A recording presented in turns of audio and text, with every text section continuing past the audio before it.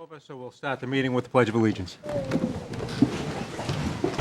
Pledge allegiance to the flag of the United States of America and to the republic for which it stands, one nation, under God, indivisible, with liberty and justice for all. Okay, let's go to items of interest to the superintendent. Okay, thank you. This evening, I would like to introduce Alicia Cody. She is our CPAC chair for this year. And we were able to meet Alicia as one of our preschool parents last year and begin working with her as the transition with Tom Savage, moving from that position. In your packet, you do have the links. Alicia has been busy with the resource fair, the parent rights workshop, and gathering some information and getting information out. So Alicia's here to say hello during the beginning part of our meeting. Good evening. I'm Alicia Cody, new to CPAC. This fall, as Dr. Dana said, we had the resource fair and the basic rights night. I also created a new Facebook page, which can link with other CPACs and other local organizations and events and share education for families for home, things to do in your own home and outside of the home. And next, we'll just do some planning in November for spring events.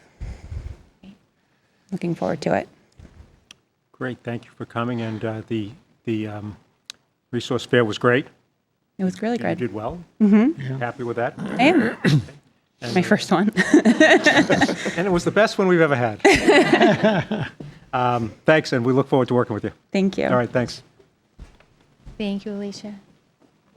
Okay. Items, any school committee, anything, items of interest? Nope. Anybody? I'm all set. Anybody? Okay. Audience, anybody? We do have one from the community, but Ben Thomas just needs to come in from taping the meetings for us, and he has something to share from DCAT for Okay. us. Here he is. Is this on, Ben? Are we getting this? Well, multitasking. Hi, so I'm from DCAT. My name is Ben Thomas. I'm the Education and Government Coordinator. And I just wanted to let everybody know that we have our Nightmare on Elm Street event coming up soon.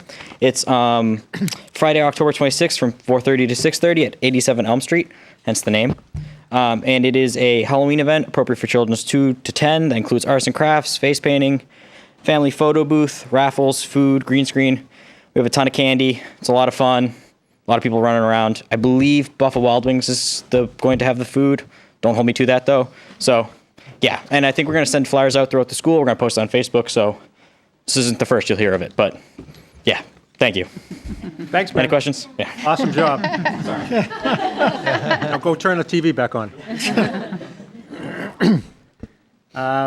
Okay. I forgot to do the mission statement. That's Do okay. you want to do that, Lisa? Since I don't have it in front of me. You don't have it in front of you. Sure. Thank you. Okay, the Danvers Public Schools mission statement. Danvers Public Schools is a dynamic community of independent learners dedicated to respect, responsibility, creativity, in the pursuit of academic and personal excellence. Thank you. Thank you. And I also forgot to ask if anybody out here in the audience is taping this meeting. No? Okay. Oh. I'm not sure why. Oh. Okay, Thank that's you. fine. Great, thanks. All right, so back to information from the student representative. Thank you. So I'm going to introduce Clear and just set the context. As we spoke about in earlier meetings this year, our work with our student reps for school committee is changing a little bit this year to have them more involved. So we have Cynthia Boyd and Clea Matt. Clea is here this evening, and we have had the pleasure of being able to work with Cynthia and Clear over the last couple of weeks in our work with our policy subcommittee. They will be working with us looking at the senior internship, and then also working with the school department with the MLK event, with the Human Rights and Diversity Committee also, in putting together some type of event part of it with a presentation in their skills here at the high school. So what we're really looking at is our strategic plan in action, and their monthly report will give us examples of student engagement in the social emotional learning learning that students have experienced since our last meeting. So now I'm going to turn it over to Clea. Good evening. So to start it off at Great Oak this month, 5th grade students have been using their Chromebooks and online Amplify Science resources to explore mixtures and solutions. Using the interactive features, students are creating models and graphs to investigate chromography, which is defined as a laboratory technique for the separation of a mixture. The students are hypothesizing why certain molecules move at different rates and creating experiments to test those hypotheses. Also, all grade levels are working on helping students with self-regulation skills. A favorite tool of our youngest learners is called GoNoodle, an online tool which provides quick, structured movement breaks, incorporating kinesthetic activities into the students' learning in a fun, engaging way. In addition, some GoNoodle activities focus on growth mindset, meditation, and mindfulness. At Highlands, all 3 specialist teachers, containing art, music, and physical education, have been engaging students in SEL lessons, 30 minutes at a time and 2 grade levels per week. Mr. Gall has incorporated mindfulness cards into grades 3 through 5 at the beginning of music lessons. In terms of student engagement, the new science curriculum is fantastic.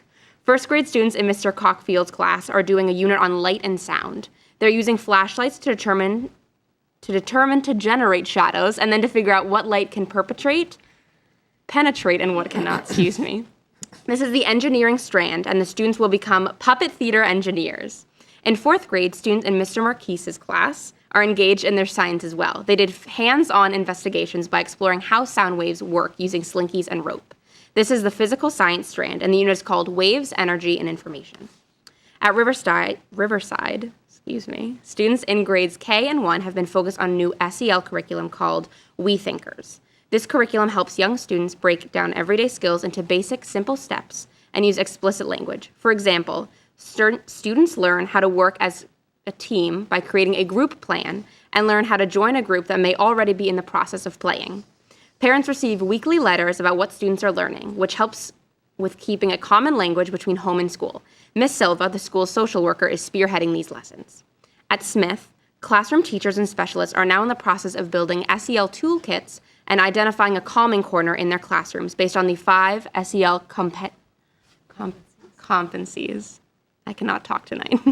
Self-awareness, self-management, social awareness, responsible decision-making, and relationship skills. Our social worker, Michelle Gross, has been worked individually with classes to teach the zones of regulation with the goal of helping our students self-regulate and emotional control. At Thorpe, each morning starts with a mindful minute. This allows the students, as well as the staff, to take a minute and engage in a mindful exercise. The same exercise is used conductively for 5 to 7 days, allowing the students to become more comfortable with what they are hearing and doing. The exercises guide one through a visualization while attending to the breath. The students are reporting that they are enjoying this. Our hope is that by exposing the students to this every day, they will become more mindful when faced with a challenging situation or uncomfortable feeling. We are all better educators and students when we can practice mindfulness on a regular basis. At Holton Richmond, in the October Project Hawk meeting, each student identified a staff member which they felt they could go to for help and support. Staff members were notified of which students had identified them as their go-to person and responded to the students with a personalized note. Also, students and staff participated in a Step Up to the Line activity, responding to a variety of prompts by stepping to the line for each prompt that applied to them. Examples of student engagement include students in 7th grade math have been working on the Hawks Creation Station to build bridges and test for weight capacity. Students in grade 6 math are monitoring their progress towards mastering key skills and making plans to achieve their not yet areas. And grade 6 robotics students researched and created presentations about real-world applications for robotics. At Danvers High School, we had an engaging start to the school year here at DHS. We were approximately 200 students enrolled in the Project Lead the Way course this year, myself being one of them. The first year of our Project Lead the Way biomedical science course has been involved, students acting like forensic scientists in unraveling the mystery of the death of a fictitious character. This month, students are applying what they have learned about DNA analysis to exclude or include suspects in a crime. Our focus on social-emotional learning includes work with both students as well as adults. Our Therapeutic Learning Center is off to a great start with students accessing the program. That is all I have. All right. Thank you, Clea. Anybody have any comments, questions, anything? Everybody good? Just thank you. Thank you. Yeah, I don't know if you probably don't want to do this, but if you want to be a TV anchor, you could easily do that. Thank you. It was really good. Thanks, Clea. And we also now have the microphone up here, so that was a change also, that in the past years, our student rep would be up at the podium, but she's able to sit with us also. Addition to the work with the students, all of our faculties have been working with Leading Together, and it's a program through Wellesley College and looking at the adult SEL, our work with social and emotional learning, and looking at relational trust. So that is a program that we just finished all of the training with all of our faculties, and at the November School Committee Associations Conference, we'll be participating in a panel presentation to share that with other communities. Thank you. Great, thank you. Okay, information from the superintendent. Thank you. Happy to have our first Danvers Pride presentation and welcome the Great Oak Elementary School with their new principal, Mrs. Jankaitis, and she has fifth graders here with us today. So I'm going to hand it right over to Mrs. Jankaitis and her students. They are ready. Okay.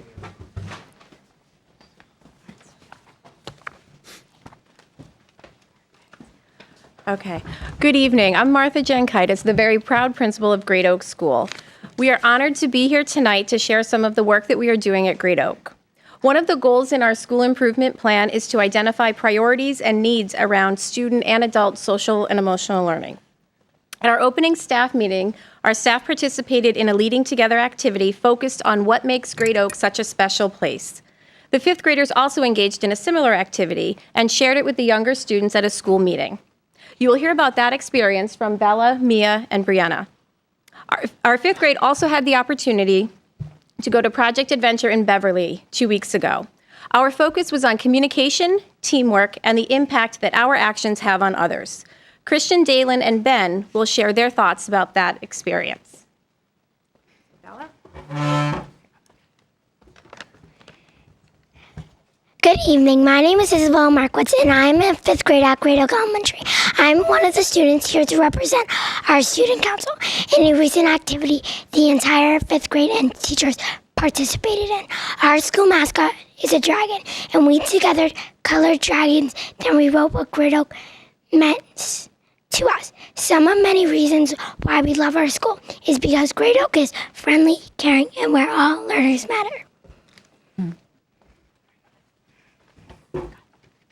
Good evening. My name is Mia Zimmerman, and I'm a fifth grader at Great Oak.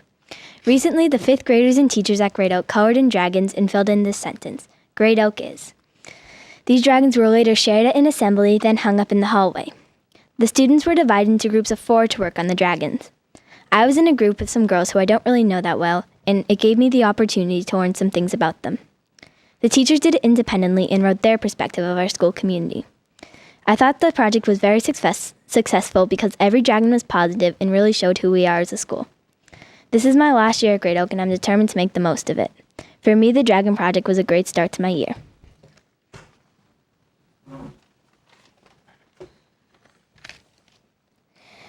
Good evening. My name is Brianna Boudreau. I am a fifth grader at Great Oak Elementary. I will be speaking last about the dragons. The first school meeting was a great opportunity to tell the K through 4th graders what Great Oak is all about. We went through the teachers' and students' dragons. The dragons completed the statement Great Oak is. My dragon specifically said different. Because we all may be different, but we all walk together. To me, Great Oak is caring, special, and is like my second home. It was a fun experience to talk in front of the whole school. Everyone was respectful. I'd like to say thank you to our student council advisors, Ms. Cahalan and Ms. Speck. I'd also like to say thank you to Ms. Jankaitis for this huge responsibility. Now to leave you off with me, what do you think Great Oak is? I for once think it's the most welcoming school there ever was.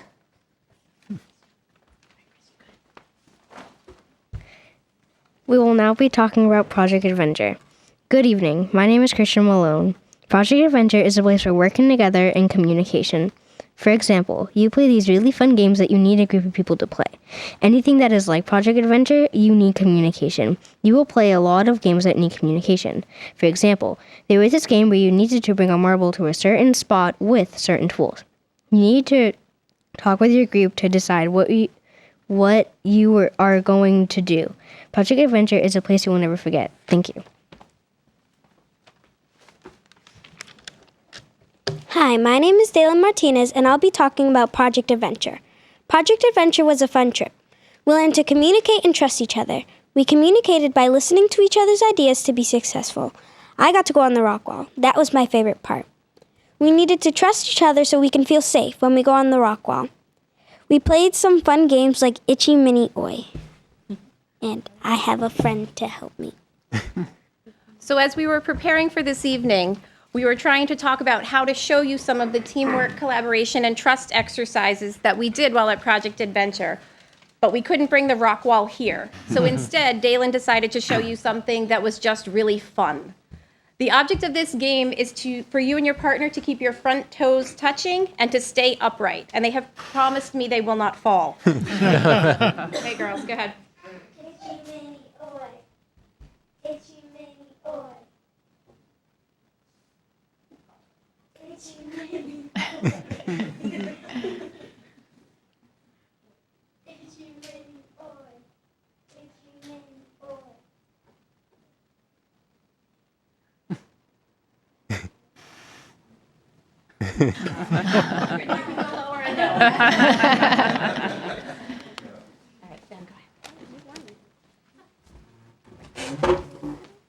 Hello, my name is Ben Turner and I'll be talking about Project Adventure. Project Adventure was not just a place to have fun. It was a place to make friends and team build. My group was stuck on a riddle for jump rope. After we kept trying and trying, we all decided to huddle up and let each other talk one at a time. And once we heard everybody's thinking, we tried one more time and we finally got it. We had to use not just one brain, but 9. After we made a circle, and our counselor said, you guys are going to have to use team building for the rest of your life. Right. And just in conclusion, I'd like to thank you for having us here tonight.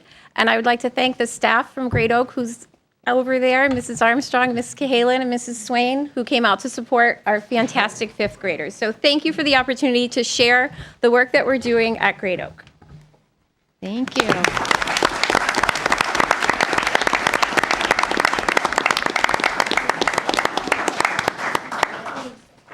Any questions before? Any questions for any of the kids? No questions, Mr. Chairman, but just you all did a great job presenting your portions of this.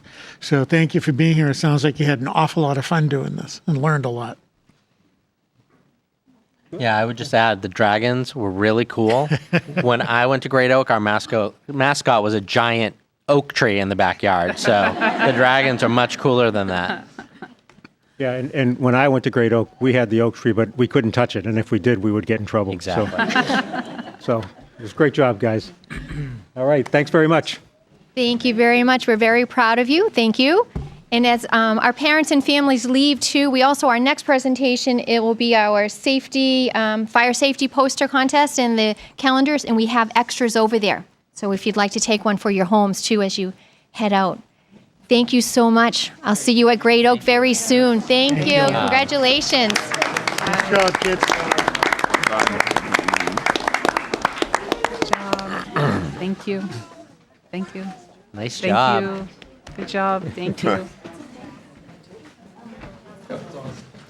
It's the best part of the meeting. Okay.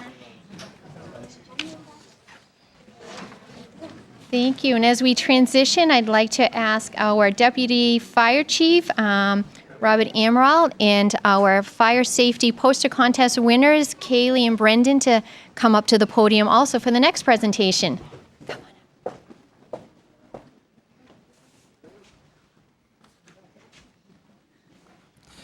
Thank you, Dr. Dana. Good evening. Again, I'm Bobby Emerald. I'm the Deputy Fire Chief. Chief Pyburn sends his apologies. He had another engagement tonight. But I'm very proud to be here as well. We had this award ceremony for this contest is it's a big deal. There's Massachusetts, Rhode Island, and there's a lot of people there. The state fire marshal comes. They do lots of demonstrations and some quizzes. You know, the kids win little prizes for answering questions correctly. So it's a big deal, and we had a great time. I sat with the Betancourt family. Which was entertaining, Rick. And I put a lot of pressure on Kaylee, and I said, because we're now, in this contest, we are 6 years running winning Essex County. And these guys kept the tradition up, which is pretty cool. So I put the pressure on them that they got to keep us going because we want to go back to that dinner in lunch in Framingham again next year. So a little pressure, sorry. And I also want to thank, and I know she's not here, but I want to thank Siobhan McDonald, who was the pioneer in this for Danvers entering this contest in 2013. And literally, we've run the table in Essex County right up through this year. Brendan and Kaylee did fantastic work. Again, I don't know if the new teacher is here, Anna Bond. I don't know if she's here. We have Mr. Federico here representing the middle school. So let her know the pressure's on. She's got big shoes to fill with Siobhan. So, yep, we're here to recognize Brendan Whalen, who came in first place in Essex County with a great poster. You'll see if you grab one of those calendars, which I highly suggest. If you guys run out of them, we get tons of them at the firehouse. So come on by and grab one. It's 2019 calendar. We're November in the calendar. So. Brendan's poster, I remember, was about, he had a cell phone picture of a kid reaching for a cell phone, just encouraging you to, not use your cell phone to get out of the house and have it call from a neighbor's house from their house phone. And Brendan was first place in Essex County. In second place, Kaylee Betancourt. Her poster was fantastic, too. It was a lot of stuff to read, but it was all great information. And one thing struck me that she said was that they submitted the poster so early that by the time the contest judging came around, she had thought of so many more things and thought it could have been so much better, which gave me encouragement for next year.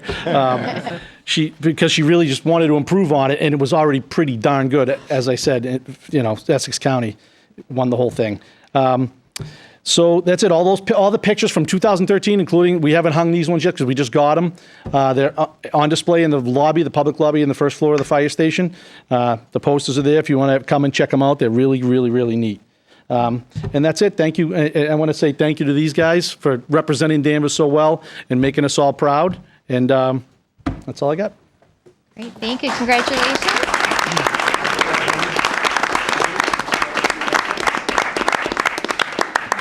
And in the middle of the calendar does have pictures of the ceremony.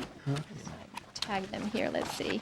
So we have pictures of our students, pictures of the ceremony, the other students, and then, as Deputy Chief Emerald said, that November has their pictures there. So please, everyone, take a calendar with you. I think all of us can have more than one calendar in our house. We know we have our annual report, and we have a electrical safety one too, and our fire safety one is just as important also. So thank you so much. Thank you for coming out tonight to be recognized. We do this, one other point, we do this in October because it is Fire Prevention Month.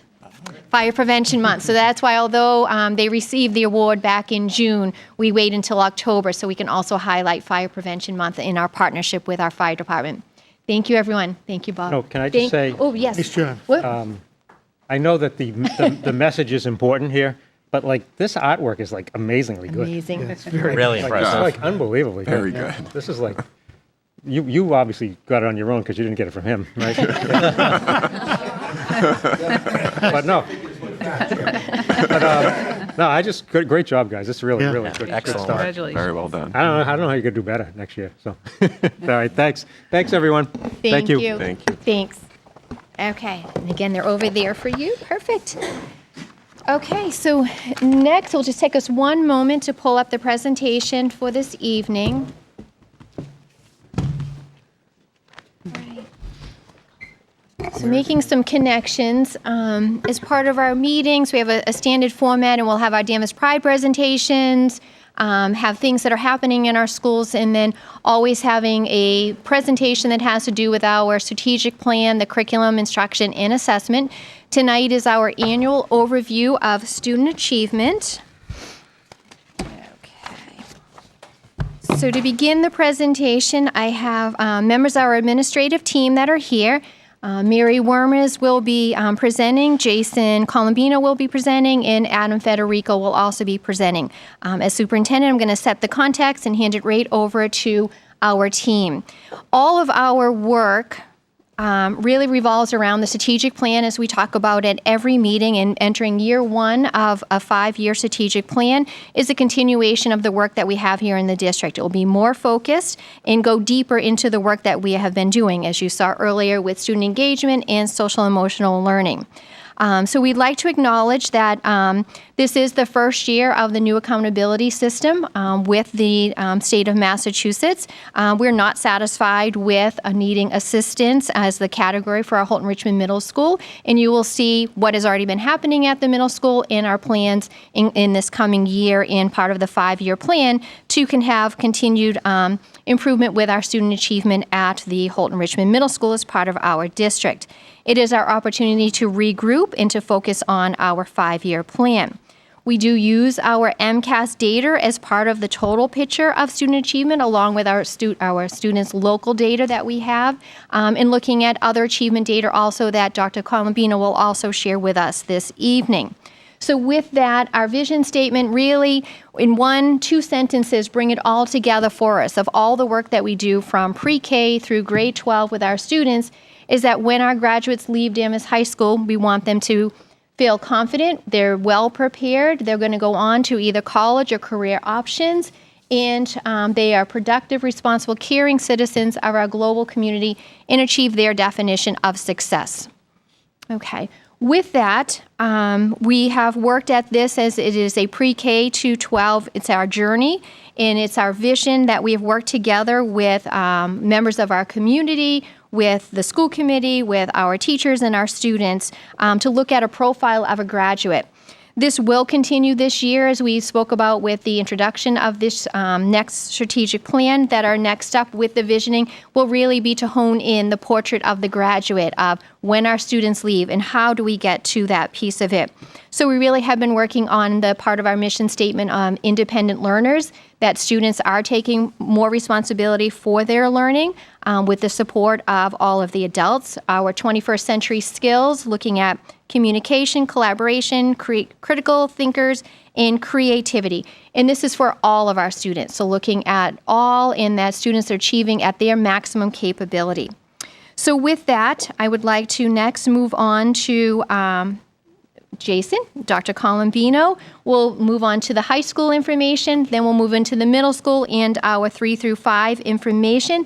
And want to also say again, the last slide brings us right back to the strategic plan. And throughout every meeting this year with our school committee, as we have done in the past strategic plan, we'll continue to bring information on the parts of that. So next month's presentation will be on the FAR cycle, which you're going to hear parts of that in tonight's presentation. Thank you, Dr. Colombino. Dr. Dana. And just to talk a little bit about the portrait of a graduate too, we've had a number of students coming back to Danvers High School to visit during the fall break, some over Columbus Day, or some have, 3-4 long weekend, day-long weekends. And it just made me think about all the work that goes into it, not just at the high school, but starting right at pre-K and kindergarten to get students to that point. Not that that's an end, but for us to see sort of how we're doing on our mission statement and the amazing individuals and adults that we are growing here, and the amazing work and just the sheer amount of work that goes into that for every single student. And then to pivot onto something else totally different, one indication to start, so we want to look, like Dr. Dana said, at a lot of different data points that we have to give a full picture on how we're doing, things that we're doing really well on, and also things that we want to really reflect on and act on and make improvements for. Our PSAT and SAT scores follow a typical trend like they have in the past few years, right around or slightly below the state average. All of our 10th and 11th graders take the PSATs. They did again this year during the school day, which is a great opportunity for practice for our students and amazing. And we tweaked it a little this year. So the 9th graders had a regular school day. We were able to manipulate the schedule to keep them having a regular school year and really focus on learning and really value every single minute that we have with them, and also still give the 10th and 11th graders that opportunity in the morning to take the PSATs. The story for our AP participation and achievement also is pretty much stayed at a high level and pretty even compared to other years.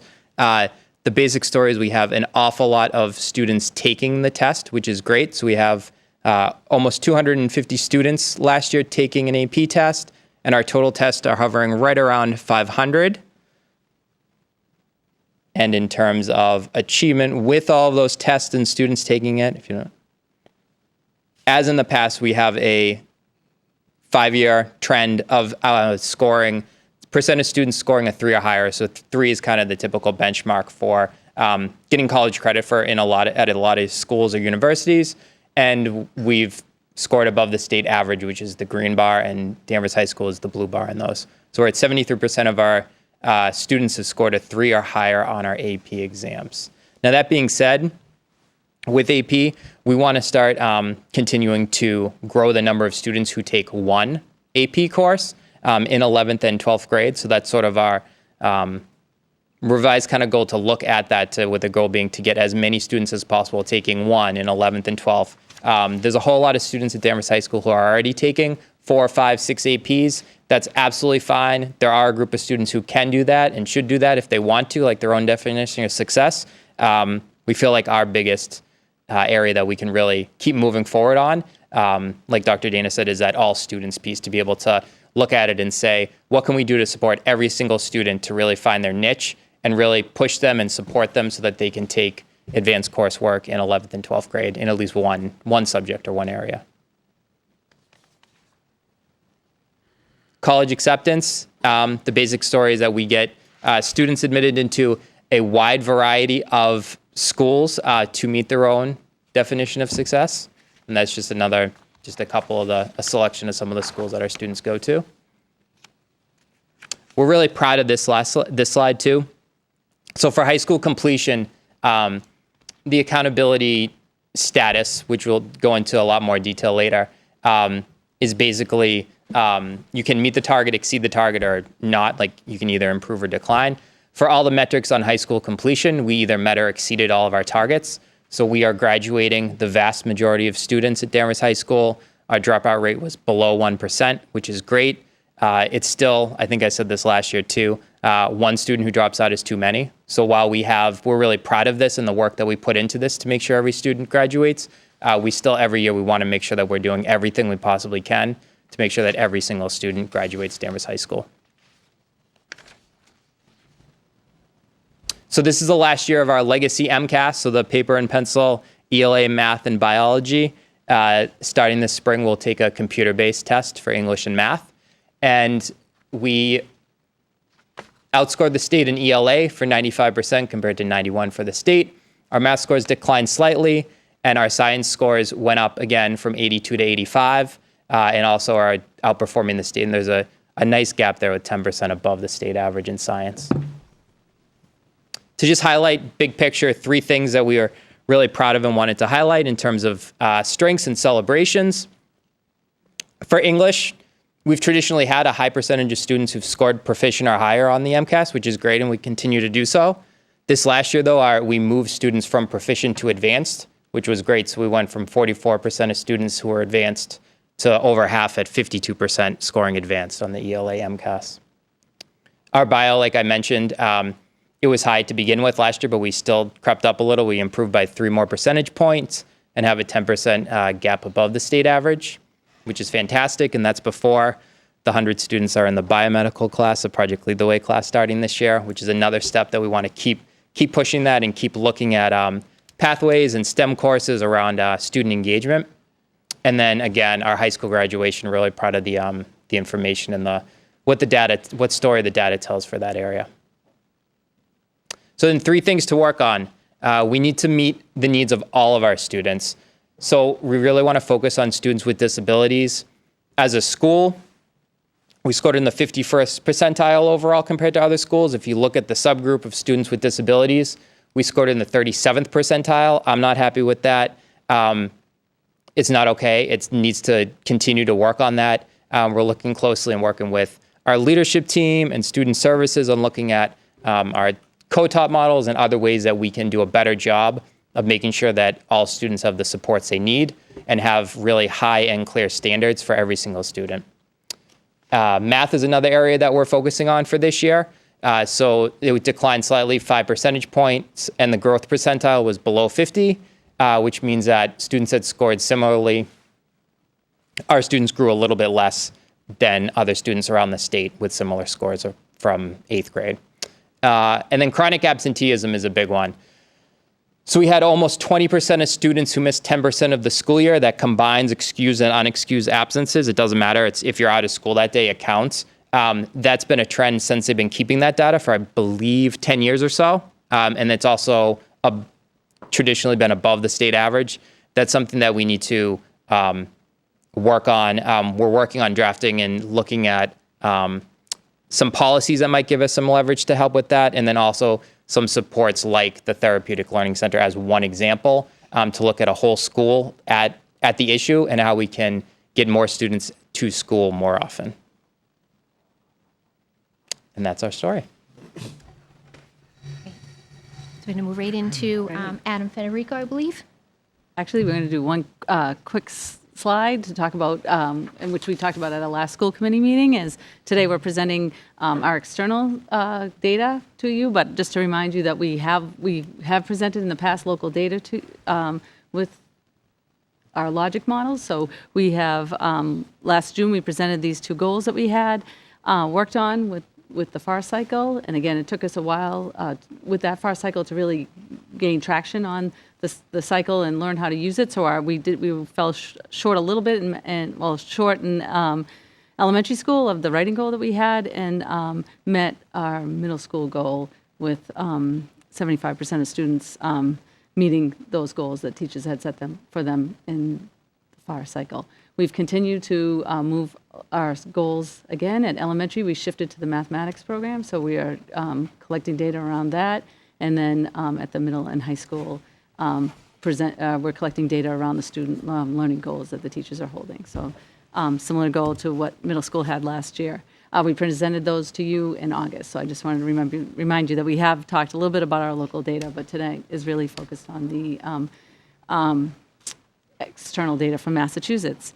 As we move forward to talk with Adam, we have now shifted tests. At the high school level, we had the legacy MCAS test that they've been giving since the late 1990s. So that test hasn't really changed a lot in those years. But for grades 3 through 8, we've gone through a few changes. One was that Massachusetts was piloting the PARC system a few years back, so we shifted over to the testing with the National PARC exam. We did 2 years of that in Danvers, and then last year we began working on what's called the Next Generation MCAS test. So these are towards measuring new standards that Massachusetts has adopted in ELA and mathematics, and now science. Science has been grades 5 and 8 are a legacy test again last year, but next year they'll be tested on the new standards that were adopted by the state of Massachusetts. So we're still in that flux of changing over to all what they call now the next generation of MCAS. The high school will be joining us next spring, taking the next generation. They'll be taking computer-based tests, as our kids have been doing grades 3 through 8. So with that, I'm going to turn this over to Adam for the Holton Richmond data.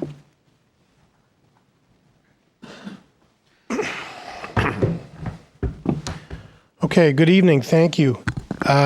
This year, Holton Richmond Middle School, we saw some struggles on the MCAS tests. If you look at our scores, we ranged from a strong score with our 6th grade ELA being above the state average to then at 6th and 7th and 8th grade being anywhere from 5 to 20% below the state averages in the math and the ELA tests. Certainly not where we want to be, and certainly signals to us that we have some work to do as using this as one metric of our success and one metric of how we work with our students and our teachers. So when we look at some of the challenges that I think came out of this round of data, first and foremost is that 6 out of our 7 areas were below the state average. Within that, when you look a little closer at the data, a majority of our kids are scoring in the partially meets expectations category. And on average, you see at least 13% or more who are on the cusp of meeting expectations, which tells us we're very close. We have and we'll present a slide in a couple of minutes that really shows how close we are with a number of students. But that we are below the state average in a number of areas right now. Within the data, though, there are some improvements in some areas that I think signal that we're on the right track in some areas and that we know where to focus the work. Grade 6 ELA showed improvement and rose above the state average, which we're very proud of. Student results from grade 6 to 7 did improve in math, and results from 7 to 8th, we also saw some improvement in math. The lowest performing groups, when you break them down into subgroups, did make some gains in achievement and growth. And grade 7 and 8 math had the strongest growth percentile. So when you start to delve into the numbers a little deeper, again, I think there is information there and data there that signals we have some things moving in the right direction and that there are areas that we can build upon and focus upon in the coming years.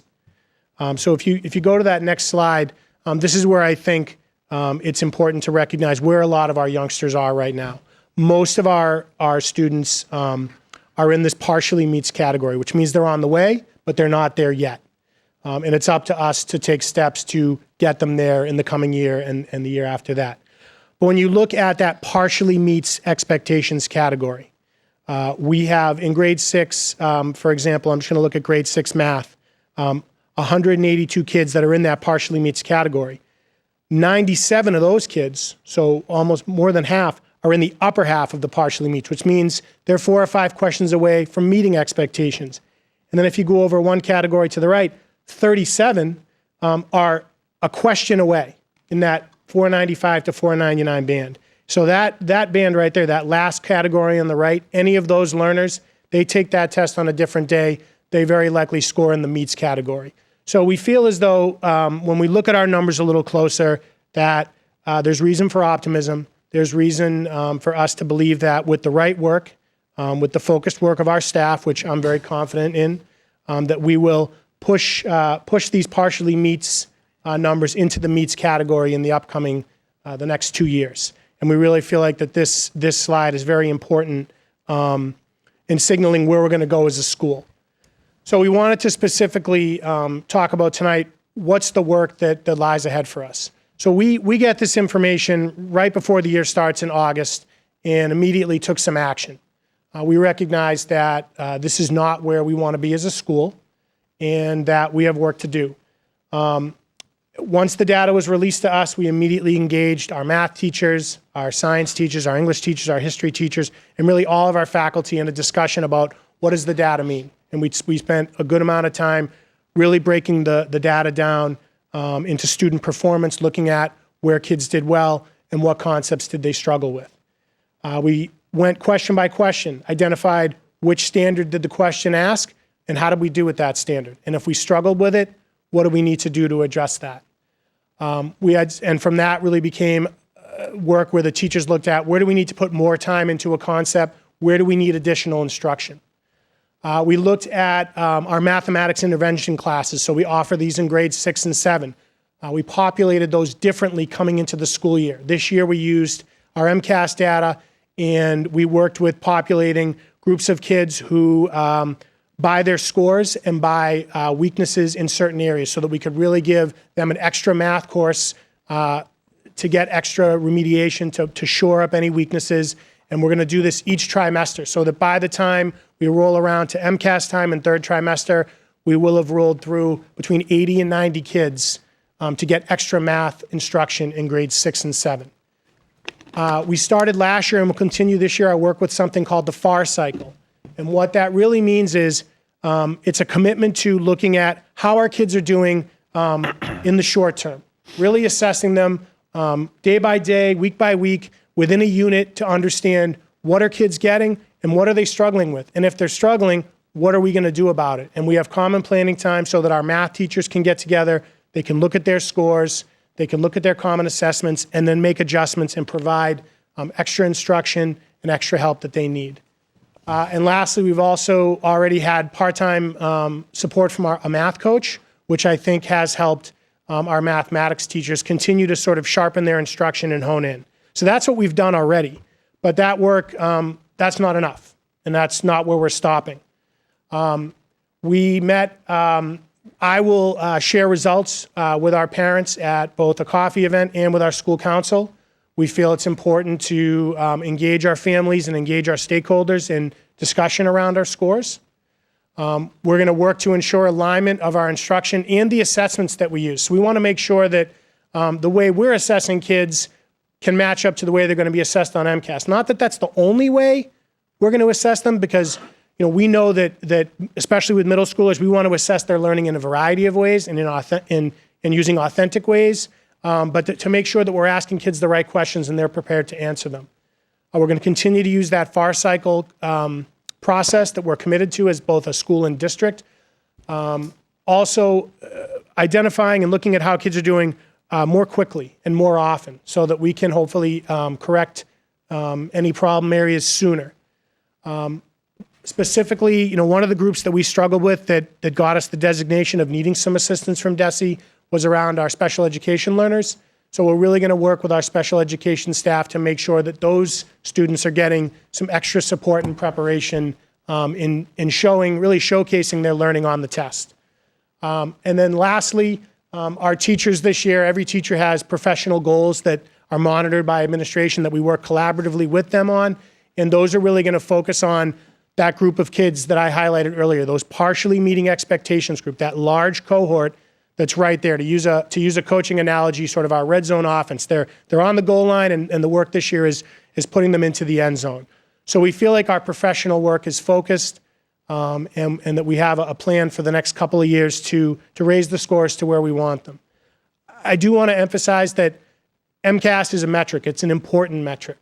But with middle schoolers and really with any child, it's important to look at them in a variety of ways. And I want to make sure to publicly say that we're committed to that. We're committed to looking at our learners and providing all different kinds of opportunities and all different ways to measure success. And on this measure, we know we have some work to do, but I do feel confident that our faculty and our community is up to the challenge. So that is the middle school data. Mary's going to move next to the elementary, and she pulls it together for us. Okay. So to round out the presentation, presenting the elementary data.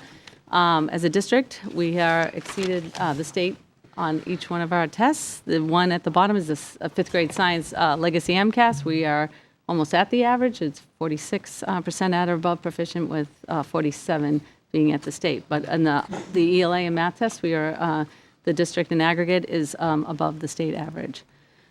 So our successes and challenges at the elementary level, as I said, that we were at above the state average, grades 3 through 5. Grade 5 math growth percentiles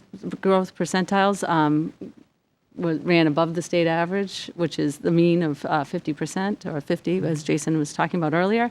And both the fourth and fifth grade cohorts saw increases in ELA, and the fifth grade cohort saw an increase in math. So that's kids that moved from grades 3 to 4, and then students that moved from 4 to 5. So we saw that at the elementary level. Our challenges are that the fourth grade math and ELA and fifth grade ELA growth percentiles are below the state mean, or 50%, but is within the median range of 40 to 60.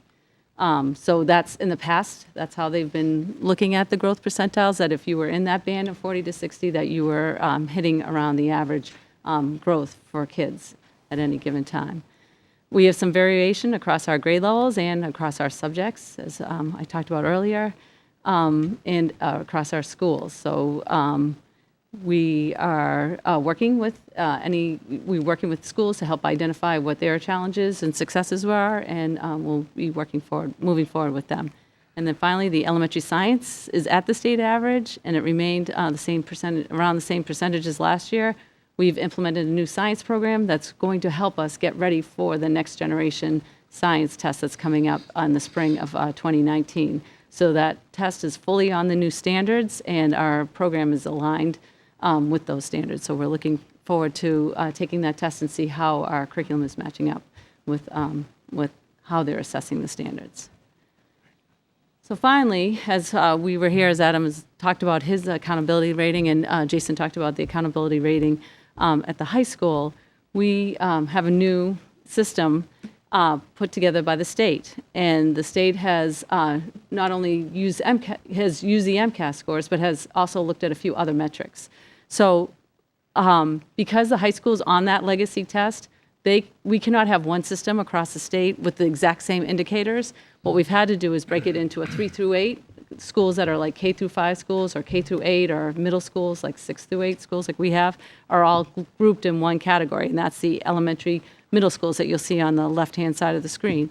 And then high schools or 7 through 12 schools are lumped under high schools because there's some additional indicators that they're able to use beyond the MCAS, and because the MCAS is different, they cannot put everyone together. So at the elementary middle schools, there were 5 categories that they gave us. I call it like a point system. And there was achievement, so how you did achieving in math, science, and English language arts. So you got points based on whether you were meeting targets that the Department of Ed set for you. Then we had student growth, and again, math, ELA, and science. They gave us, not science because they don't have growth, math and ELA, and gave us targets that we were to shoot for. Although the targets came out in the spring of 2018 as we were taking the MCAS test. English language learners are also a category. We're called a low incidence ELL district, so we do not have enough ELL learners to have a subgroup, so we were not held to that. We were not given any data on that, and I'll show you in a little bit how they compensate for it. And then there's some additional indicators for grades 3, the K through 8 schools. It's chronic absenteeism, so we have indicators on that. At the high school, we go into achievement, growth, English language learners, high school completion. Dr. Colombino gave you those statistics early in the presentation. Some of the additional indicators were chronic absenteeism and advanced coursework. So Dr. Colombino gave you data on the chronic absenteeism, but we also have targets for students taking advanced coursework. And it's been wonderful that Dr. Colombino's brought Project Lead the Way as courses to offer at Danvers High because they are considered advanced coursework along with all our AP courses that we have. They also have a few others that they're working out in the system. Again, this was the first year of that system, and I've gone to a few meetings with the Department of Education, and they said there was a few kinks in this part of the advanced coursework metric, but they are working to iron those out for the next school year. So you can see there's just a little different tweak to the two systems. So I talked about if we didn't have ELL learners, how they would work on this accountability system. And what they do is they weight. So if you do have ELLs, you have a weight of 60% of your percentile comes from the achievement in ELA, math, and science. 20% comes from growth in ELA and math. 10% comes with how you do on getting kids to become proficient in English language. And then 10% is on the chronic absenteeism, whether you're meeting targets that they set for you there. Our district did not have ELLs, so then the weights go up. So it's it's 67.5% on our achievement, 22.5% on the growth, and then 10% on the chronic absenteeism. Similarly, when you go to high school, the weights change. I won't go through with ELL because we don't have that group. So our achievement at the high school was weighted 47.5%. The student growth was weighted 22.5%. The high school completion was 20%. And then our chronic absenteeism and our percentage of students completing advanced coursework was weighted 10%. So there's lots of formulas. We could go on for hours on the system alone. But just suffice it to say that you get points and they come up to a percentile in each one of these categories for you and come up with a final number.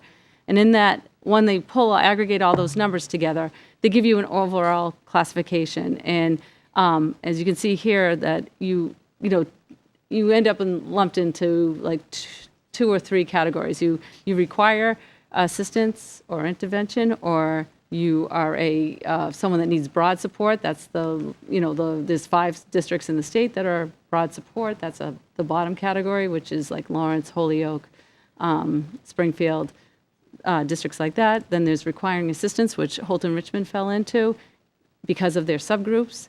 And then there's not requiring assistance, and that's where our 6 other schools fell into in the accountability ratings. So next steps, as Dr. Dana said, we're bringing it back to our strategic plan. We had 3 objectives that went with our 2 goals of student engagement and social emotional learning. So one of our goals was around the solid foundation and the solid solidifying the curriculum that we deliver to our students daily. And so our FAR cycle, or the formative assessment work, is what we do with that. We had a kickoff meeting on October 5th with all our data teams across the district, and it was a really energizing meeting. All the teams were ready to go. We are able to do these FAR cycles a lot faster than we did last year. We've been able to turn them around in a 3 to 4 week time, monitoring students' achievement towards standards and formative assessments. In our social emotional learning, we're really finding that it's something that's very much needed. So we're working on developing that coherent K through 12 or pre-K through 12 plan for social emotional learning. We are working on that Essex County Learning Community Grant. We're working with Beverly, Gloucester, Rockport, Swampscott, and Haverhill on their districts are also at the beginning stages of developing those social emotional plans for their schools. So we're working with them, and we got good news actually at our meeting on Thursday that our current grant runs out in December, and they're extending our grant and will fund us through the remainder of the school year. So that was really good news because we have a lot of work to do in that area, and this is really going to help us work on that. And then finally, in student engagement, we're going to continue our 21st century skill work as we have in the last few years, and really work at project-based learning. It is what we've heard consistently from community, from teachers, from students, and parents on what they are looking forward to having having students learn, and really work on project-based learning to make their learning meaningful and really help them understand the concepts that they are trying to learn. So that ends our presentation. Thank you. Thanks. Before I open it up, I just want to ask a couple just quick questions on my own.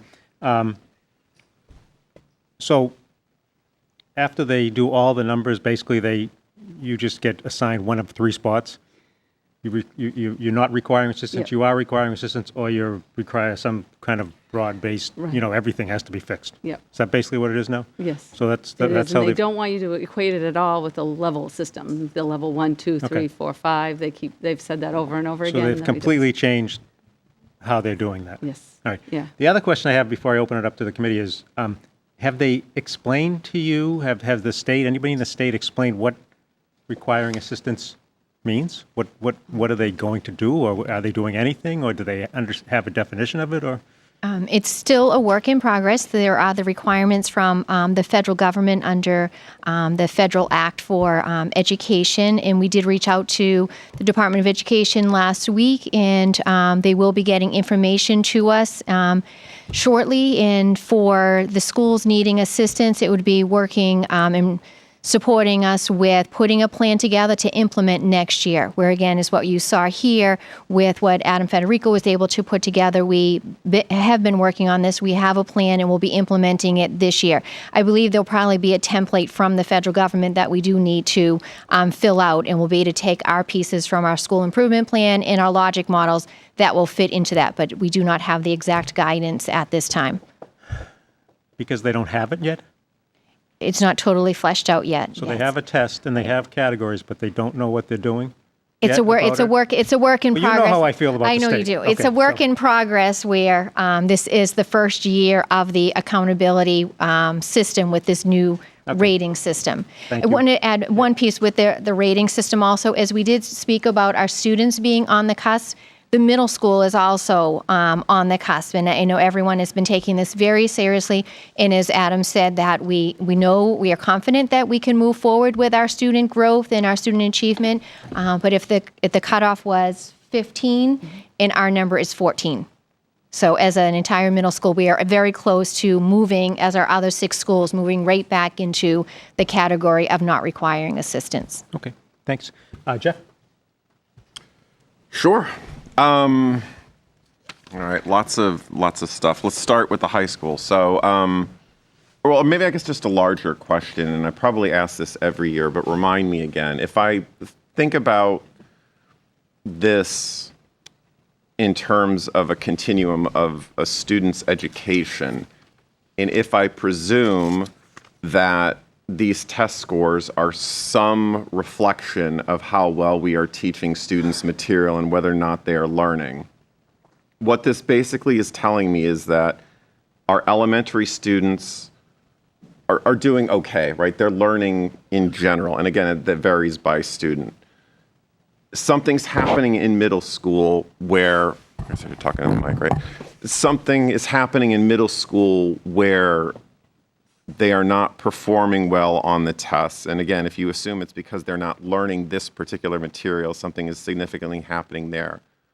But as we've been reminded, or at least I have in the 6 or so years I've been on the committee, something happens where we skyrocket in high school. So,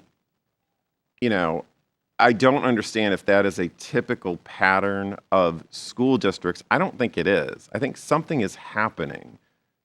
There's something larger systemically, and we've talked about this many times, and we could go back to previous meetings, but, are you talking teachers? Are you talking students? Are you talking curriculum? Like, what is the issue that we're constantly going through? So let me pause there at the first part. Is that assumption where students are learning what they're expected to in elementary, something's happening in middle school, and then high school, suddenly there's this enlightenment?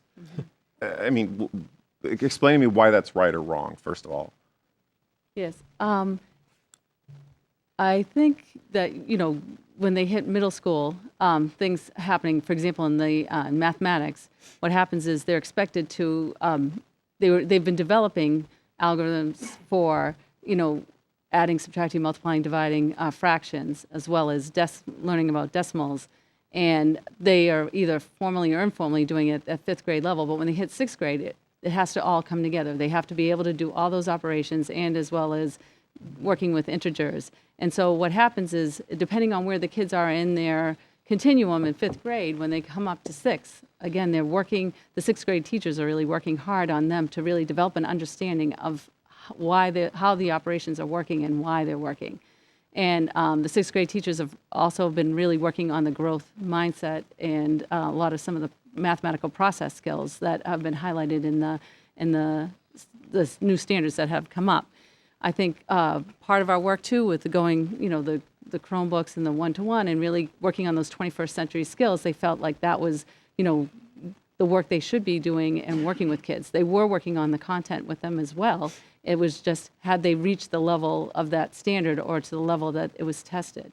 So that's where we're really looking on and honing in on, is to really take those standards and really look at the questions that were being asked by the MCAS. And again, in the older MCAS, you used to get the whole MCAS test, so you could see how they assessed each of the standards. Now it's just a few questions that were given to understand to the level, what the assessment looks like of a standard. So we're using the information we have from that, and we're really going back to our units and looking closer at that. The FAR cycle is really helping that. It's really taken hold, especially in 6th grade math with the teachers. They started in the spring of last year, really understanding that cycle and understanding how to track their individual students to see how they are doing towards meeting those standards. Again, it wasn't ideal that it took a while for all of us, everyone in the district, I think, to learn how to move through that, how to use formative assessments as effectively and efficiently as we could. I feel like we're on that path right now to do so. 6th grade ELA, they saw the improvement, so that would be a success story.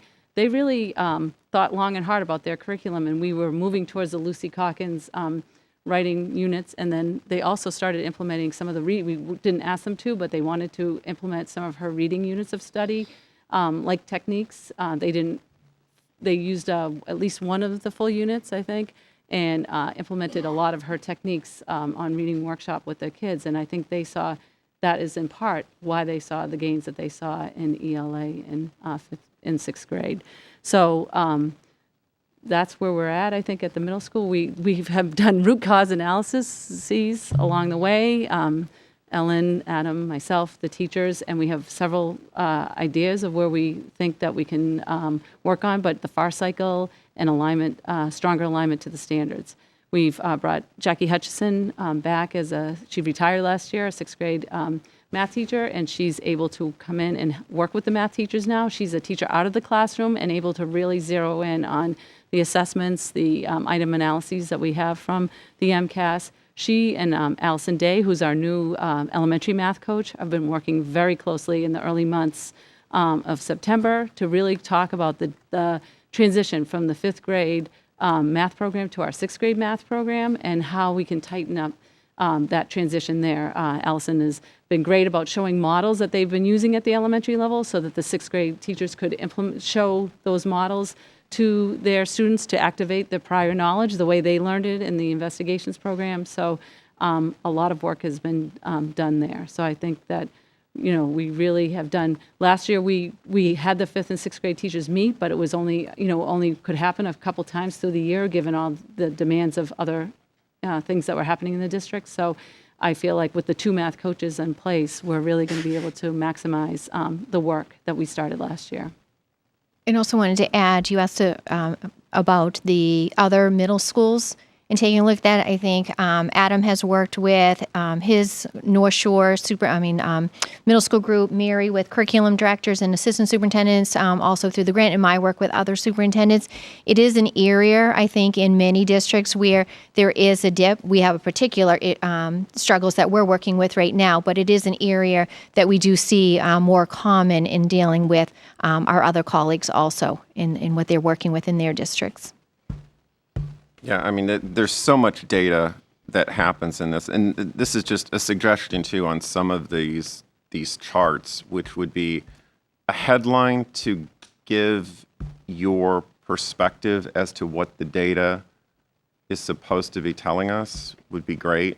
So, like for a couple on Jason, a couple of yours, they're really good. There's a lot of really good data there, but I'm still sort of on some of them looking for the so what, right? And it could be because they're all very good, but highlight 1 or 2 things that say, this is what this is telling us and why this is important. Because, I mean, you could go to the website too and you could see hundreds and hundreds and thousands of pieces of data. And, sometimes I have to find the so what and I'm looking for the trends and I can do that as well. But, because a lot of things pop out. How we go from 32% of grade 7 ELA of our students being proficient or higher, and then magically a couple years later, that goes to 92%. You know the answer to that. It's just, I know, but now we've got the state saying we're going to help you, right? Except they don't know how. Well, right, but I mean, at some point you have to say, I mean, come on, 32% and 28%. I mean, something is amiss, right? It's not just. Obviously there are others as well, but to say the state average is 47% in some areas and we're at 28%, I mean, we're really missing the boat. And I feel like we've had these conversations the past couple of years, and a lot of what we've said we've done, I mean, what happened from last year? We said we went question by question, right? And we said, look, did we teach this or didn't we teach this? And then we talked about the timing. Well, yeah, we taught it, but we taught it 2 years ago. So there were some timing issues. So fine. But what are we doing this year? Or maybe we don't know yet. What are we doing different this year to address this that we didn't do in past years? I guess is my number one question. Because I have 100 questions, but that's my number one question, which is what are we going to do differently this year that we haven't done in the past? So, and specifically to both math and ELA, we are taking the formative assessments. In the past, what we had done is use formative assessments that were in our curriculum or in the curriculum programs that we had. But now what we're doing is we're looking at the standards, the Massachusetts state standards, and making sure that formative assessment is also reaching to the level of that standard. Instead of relying on the curriculum that we had in place, we are looking at the new state standards that came out just, a year ago or a year and a half ago. So we are really looking at those. There have been some refinements in them and really making sure that those are aligned to those refined standards. And then using the formative assessments to make sure that the kids are getting to the standard and not just, moving on in the curriculum and they didn't get it, ensuring that they get those standards. So that is already in place. That's already happening. We've already gone through at least we're on a second FAR cycle. On the first one that I got to observe with the 6th grade math teachers, They gave a formative assessment, they analyzed it, they worked together as a team and say, how can we teach this differently to the kids that didn't get it? I think 55% of the kids were able to meet the standard on the first time of the formative assessment. They took some what we call firm action, but they retaught or they extended kids that already had gotten there. Those 55% that got there, they got extensions and not just reteaching, so that it was differentiated based on where you landed on that formative assessment. After the reteaching, they gave the formative assessment again, and it was more 80% of the kids were able to meet the standard on that formative assessment. So that is what we're doing differently than we hadn't done before, and that's happening in ELA as well as in math. But I gave you that example because I sat through that meeting and understood what was happening. So that is we're much tighter, and we're looking at the rigor to make sure that we're teaching to the rigor of the standard. So that is what we're doing differently. I'm getting a lot of a tense vibe in the room. Like everybody's like, oh my gosh, this is, this is serious when we look at this and we see, the state says you're not performing. And, this is something I think we all will have questions as, on specific areas that are of particular interest. But we're doing a lot of good things. And I think, Jason and everybody, Adam, everybody has done a good job of saying, look, this is a, once a year thing. We understand, I believe, the issues behind it. I think there's some more we can do, honestly, in terms of talking to some of our students, getting feedback as to what they felt about the test. Did they understand the material? As parents, we do this all the time, right? We go to I did this to my son. I said, I've got this meeting tonight. Talk to me about the MCAS. What happened? Were you not taught the material? Did you not understand it? And it's not a big deal. But, he knew a lot of the material. Some of it is the Chromebook thing and getting around that, understand. But I think we can learn a lot by talking to the students in some way. I don't know what that is electronically or sitting down having the teachers talk to them. But this shouldn't be a high-stress thing. And I know Eric is going to be all over this because he's the biggest advocate and has educated me on this. This should not be a high-stress sort of environment, high-stakes sort of thing. And I completely agree. But I do want to understand from the students, hey, what's going on? How do you feel about the test? Did you feel good when you got done? Did you understand? Have you seen this material before? Do you know how this process is supposed to work? And they will tell us. Like, yeah, I never heard of this stuff before. And then the teachers will go, well, yeah, we did. We talked about this 6 times, right? So I just think there's some things that we can do to get there. I don't think it's as, bad as some of these numbers look.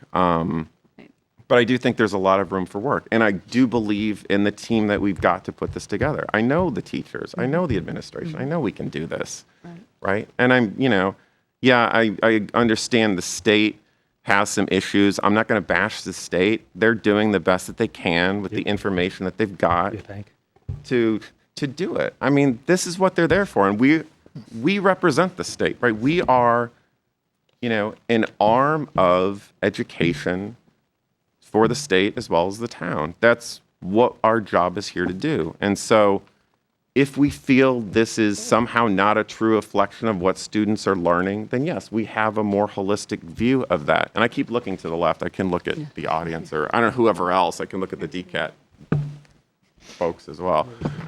Yeah, there's several. There's one behind me too. But overall, that's what I'll say. There are a lot of good things. We talk about a lot of the good things all the time.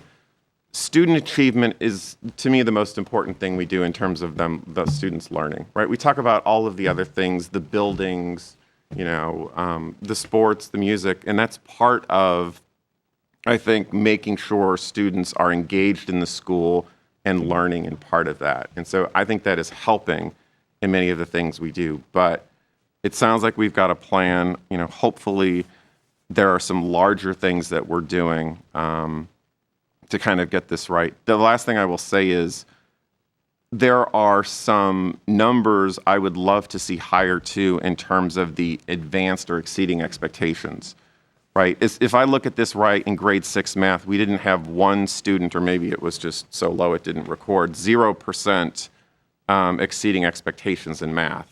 1% in grade 5, 3% in grade 8. We must have some students who can really excel in English or math. I mean, I feel like we're sort of saying, okay, let's just get everybody up that one last point so that we can make this minimum threshold. But what about all those students who could really be excelling and doing well? Because if you look at the numbers, that's kind of where we're super low as well. So, And that's part of that FAR cycle. Remember I said at the last step of it is after you analyze the formative assessments to see where the kids are as the firm action, and the E in firm, there's an E on the end of it, is extensions. And that's really a big part of what we want to do is to extend and provide extensions to kids that have already gotten there, that have passed that formative assessment, show that they met the standard, and now we need to extend them. So we think that is, again, another help because that is something we've identified as well. so I will commit. So this is not a question, but this is a statement. Whatever resources we need for enrichment to bring students up, if teachers have ideas, if they need more resources, if our principals, administrators need more resources for this, if you need more, whatever agile training and sprints and Trello and Slack and everything else, we can do it. All right. So whatever we need to make sure that students are learning, we're good. So Thank you. thank you. That's why you started with me. So I just keep going for an hour. That too. So all right. That's good. Thanks. Dave? I have three hopefully quick questions. We're looking, there's so many different ways to slice the data as has been discussed.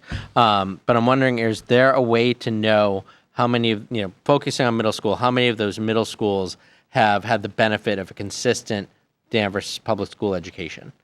Have we been able to look at that set of data? Oh, we haven't looked at that. There is a way to do that in our what they call Edwin analytics system that the Department of Ed has. I think that's an important thing to know because that tells us, again, what happened at the elementary school, or are they coming in and not benefiting from what that foundation was.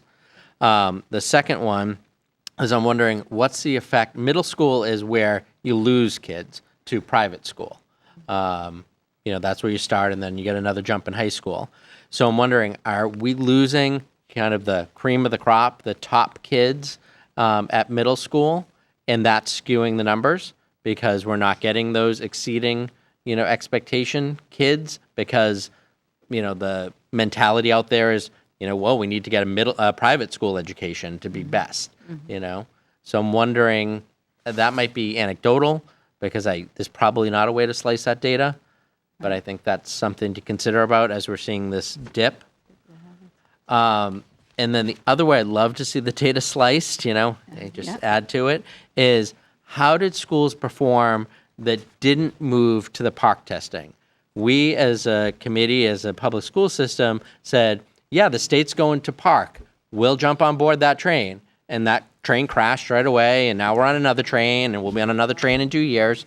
So there's no consistency there. So I'm wondering, if other districts like ours jumped on the park train, did they not fare as well as those districts that stayed on MCAS 1.0? Yeah. And again, I don't know if that's sliceable or, It'd be a good question for the state to ask them. I would assume they would be able to tell that information as well. But I think it's really important, Mary, that you brought in the local data.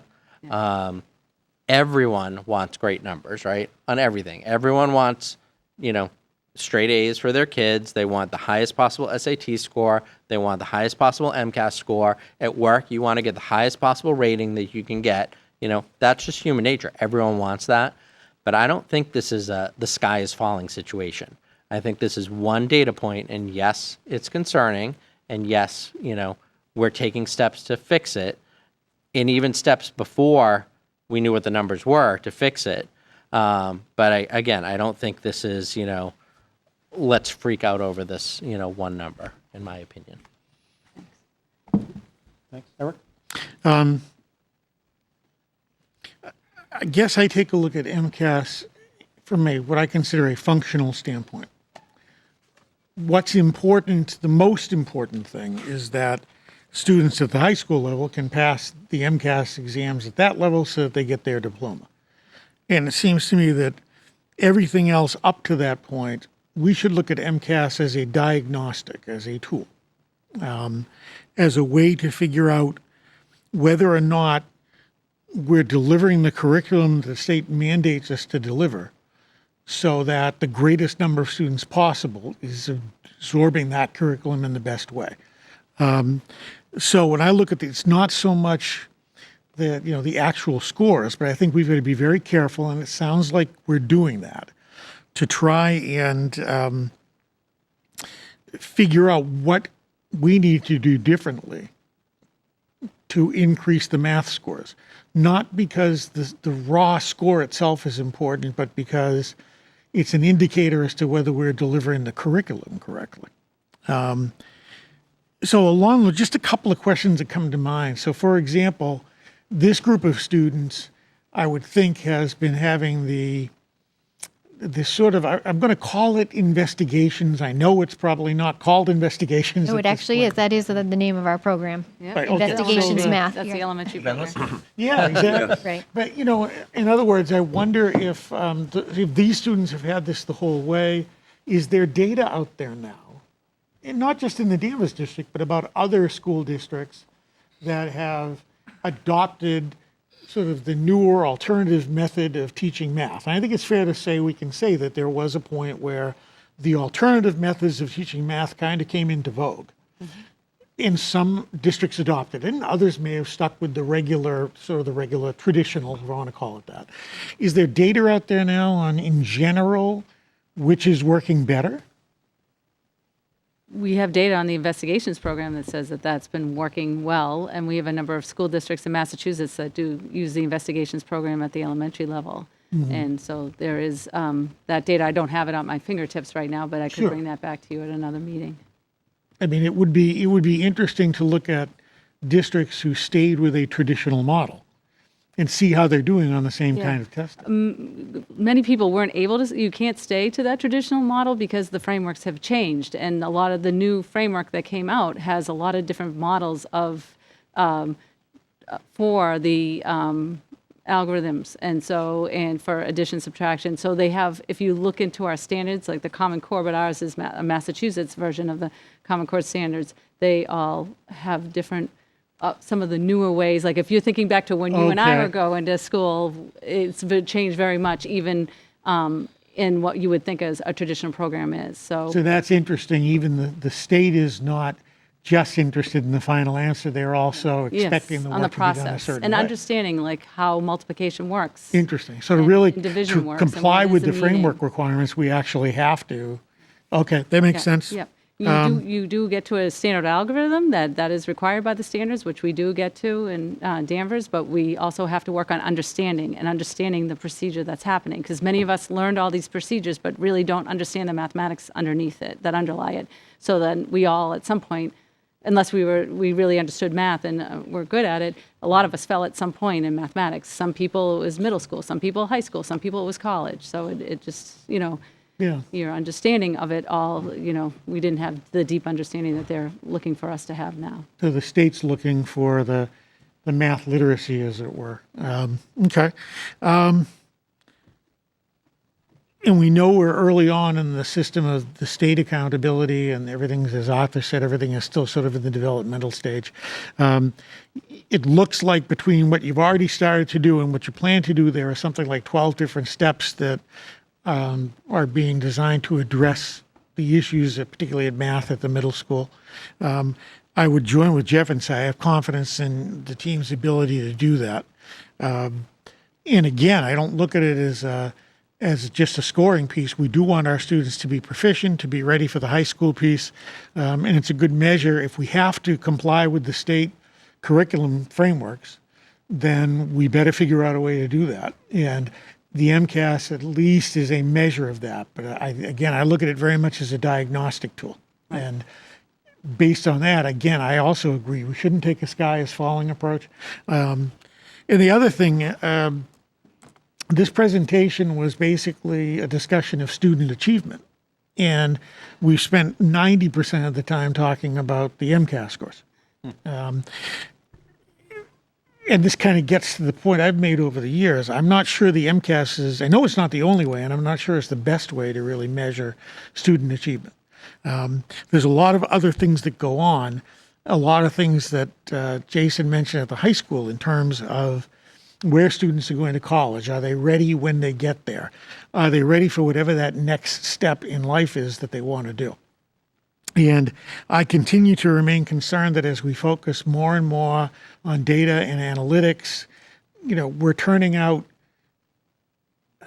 sort of carbon copies of kids who can all go into the business world. And we really want kids who are more well-rounded than that and are ready to pursue what they want to pursue when they get out of Danvers High School. So talking about other measures of student achievement, one thing that probably struck me certainly as much as the MCAS scores is the students with the chronic absences, which seems to be a problem at both the middle school and the high school. Can anyone speak to what we think is causing that and what we're doing about that in particular? Putting MCAS aside, there's some other things going on we need to look at. Right, and that's that's why we really need that comprehensive pre-K to 12 social emotional learning, because that is a huge part of the chronic absenteeism rate, is students. Yeah, I know that the new room that we've opened, the new program started at the high school, certainly will help that. But can you speak to Jason, maybe any or Adam? What do you think is behind the issue? And are you seeing it increase through the years as opposed to just a flat number that's always been around that number? It's been pretty steady, like steadily high for the past 8 to 10 years. I don't think there's one root cause for it. I think where I know short term this year, we're going to look and do a better job at explicitly like checking in with kids throughout. And that's not the only intervention, but to just say any kids that might be at risk for, that are out X number of days after the first quarter, have an individual conversation with them, talk to home, find out if there's something else going on. If there's anything else we can do to help, right? Is it a simple solution like transportation, which isn't really, I don't think that's a big problem at Danvers High, but to just have a conversation and figure out, and to give the message that we care about them, we want them in school, we need them in school to learn, and go from there. Right, so the Therapeutic Learning Center is a small, sort of very, probably the highest level of support for a very small percentage of students, a worthy and worthwhile one at that. So we are, like Mary said too, to keep looking at ways to increase engagement. So through coursework too. So through engagement. So some of the new coursework, the interdisciplinary offerings we've had, like American Studies, broadcast journalism, and Eric, the way you said, I really loved to be able to give kids a chance to do what they want to do and what they're interested in. So continue to keep building all the awesome programs that we have too, like all the stuff we're doing well. DECA, the chorus and the band, and the list from there can go on and on. I don't want to exclude anybody because I will forget somebody, because there is a lot of amazing work that goes on during and after the school day. So I don't have a clear, succinct answer to say this is what's causing it. I know that it's something that we really want to get better at. And we have some initial ideas on kind of how to do that. One other thing we have mentioned is some other districts have policies in place where there's a consequence for being out a certain number of days. We're looking at that. That's not something that we're ready to really present, but that is something we would like to bring to our school council, talk to our teachers about, get feedback to hopefully present to the school committee, hopefully later this school year, to be able to, like I said, we can use families and some court intervention for students that are really struggling when they're younger, but once they hit 16, it becomes tougher. We don't have as much leverage to really help those students who need to get in the door. So we're looking at some policies that might help with that too. Okay. Can I follow up on that for a minute? Just, have you broken it down by grades? Does it increase as the years go on? Haven't done that yet. That is on my to-do list. Okay. Yes. Because I'd like to see that, because I would think it would probably get to be more significant as they get older. I would agree. And I would think it would probably get more significant once you pass the halfway point for the seniors. Yep. Too. So I'd like to. I think the breakdown of that would be very helpful. Yep. Yeah, and I think that's a lot of some of the conversations that we have had around like the internship and timelines and senior year, and absolutely. Yep. So I think there's that piece of the high school piece as you get to be a senior. I think also from our preschool through I would say up to grade 9 through grade 10. We do have families that are in need, that we have families that the economic, as the state, the category economically disadvantaged. Those numbers have risen in Danvers, so we continue to work with, I'll say, the sort of the poverty piece, looking in supporting families.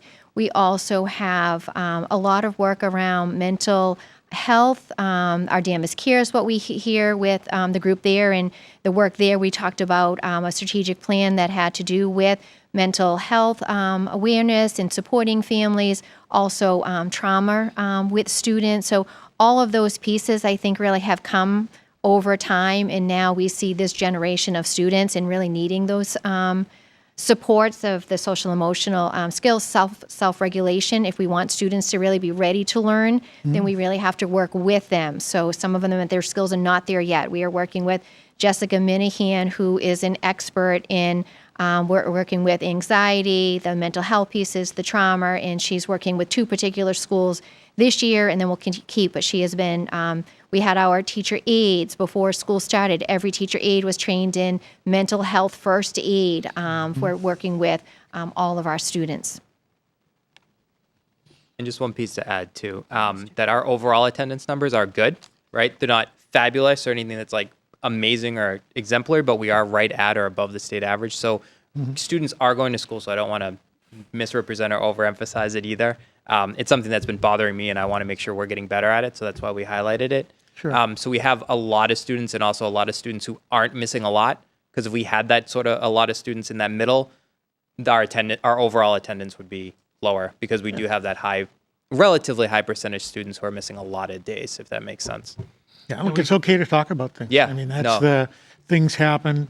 We put it on the table. We talk about it. We try and see what you're doing about it. And if we have ideas, we share those. So it's okay to sort of address the problem head on. And it sounds like it's something you're dealing with. Yep. And, I've said before, and I'll say again, I'm sure that one of the biggest differences, if not the biggest difference I've seen in my time on school committee, is the number of students coming to school on a daily basis with greater challenges going on, greater emotional challenges, greater challenges in terms of what's going on in their family, all contributing to students not bringing their best self to you guys to work with. And it's not their fault either. A lot of what's going on has nothing to do with the students. It's the DNA, and it's maybe what their environment is.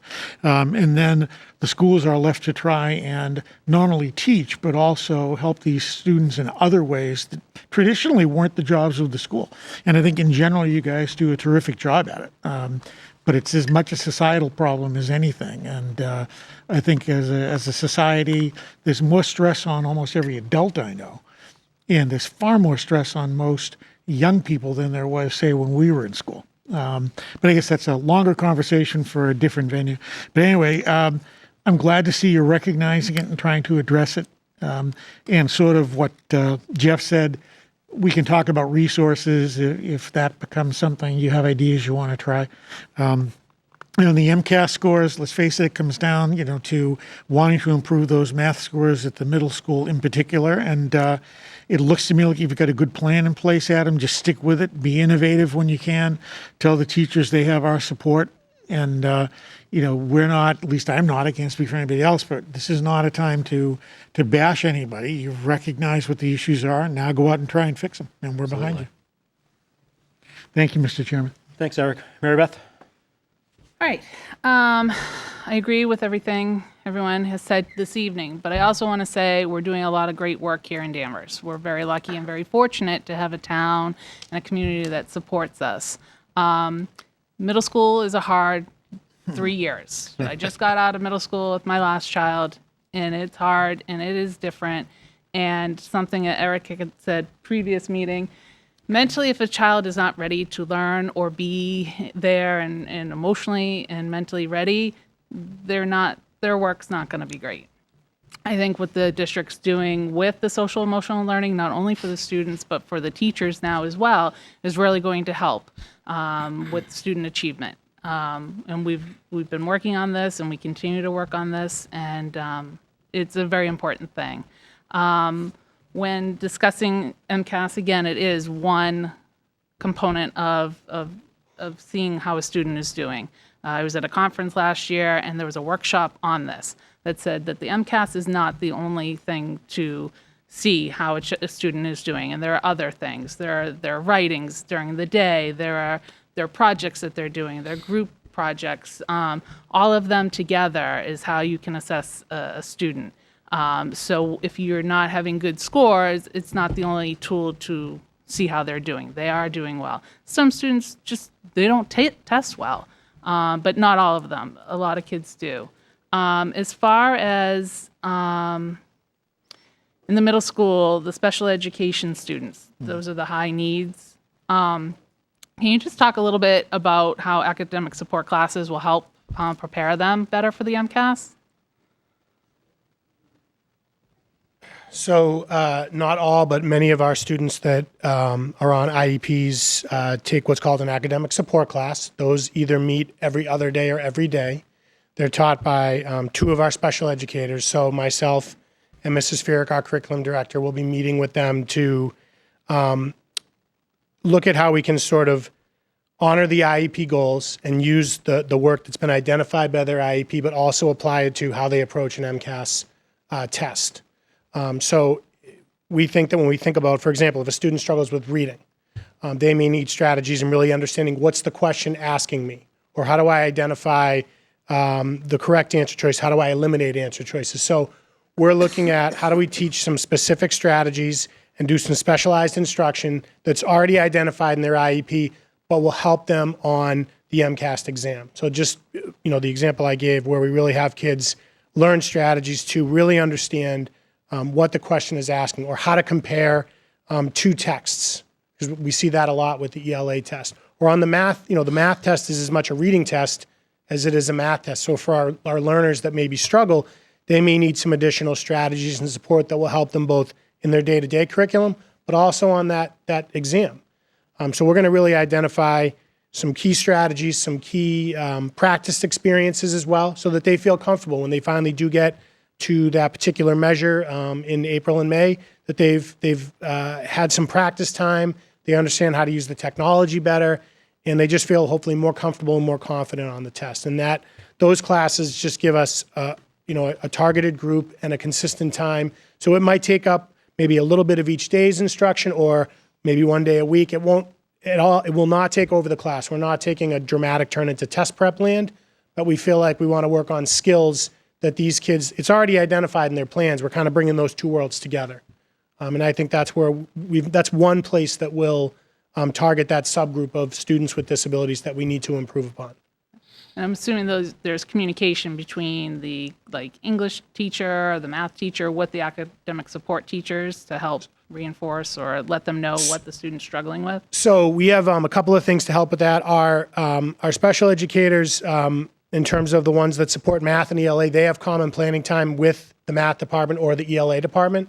And then we also, this year, we have our special education department has its own meeting time now once a month. That's something new.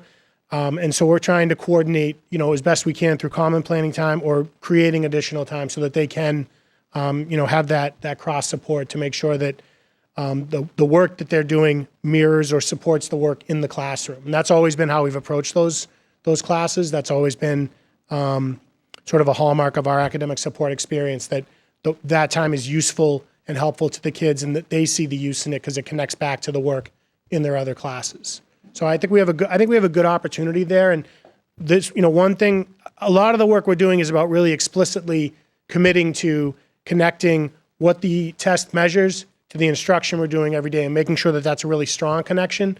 I think that's one of the big takeaways for me, is making that connection stronger, making sure the focus is there that maybe wasn't there, as evidenced by our numbers. And one other question, when you say the extra math course or help, how is that going to look? Is that so? That's that we offer. It's called Mathematics Intervention, and we offer that in the 6th grade and the 7th grade. It's a trimester course, so it happens during exploratory time. So it's a course in a student's schedule. It's not something they're pulled out for. And what we did was, for the first time this year, we took our MCAS data, which you don't get until August, so you sort of have to plan right as the year begins, and we populated it we kind of worked backwards. So we started this year with the kids that were closest to the meets category, and we took a cohort of about 30 kids, divided them into 2 sections, and grouped them around maybe areas that they needed reteaching or commonalities, like this group of 15 really struggled with, a certain concept or a certain unit. And we populated that.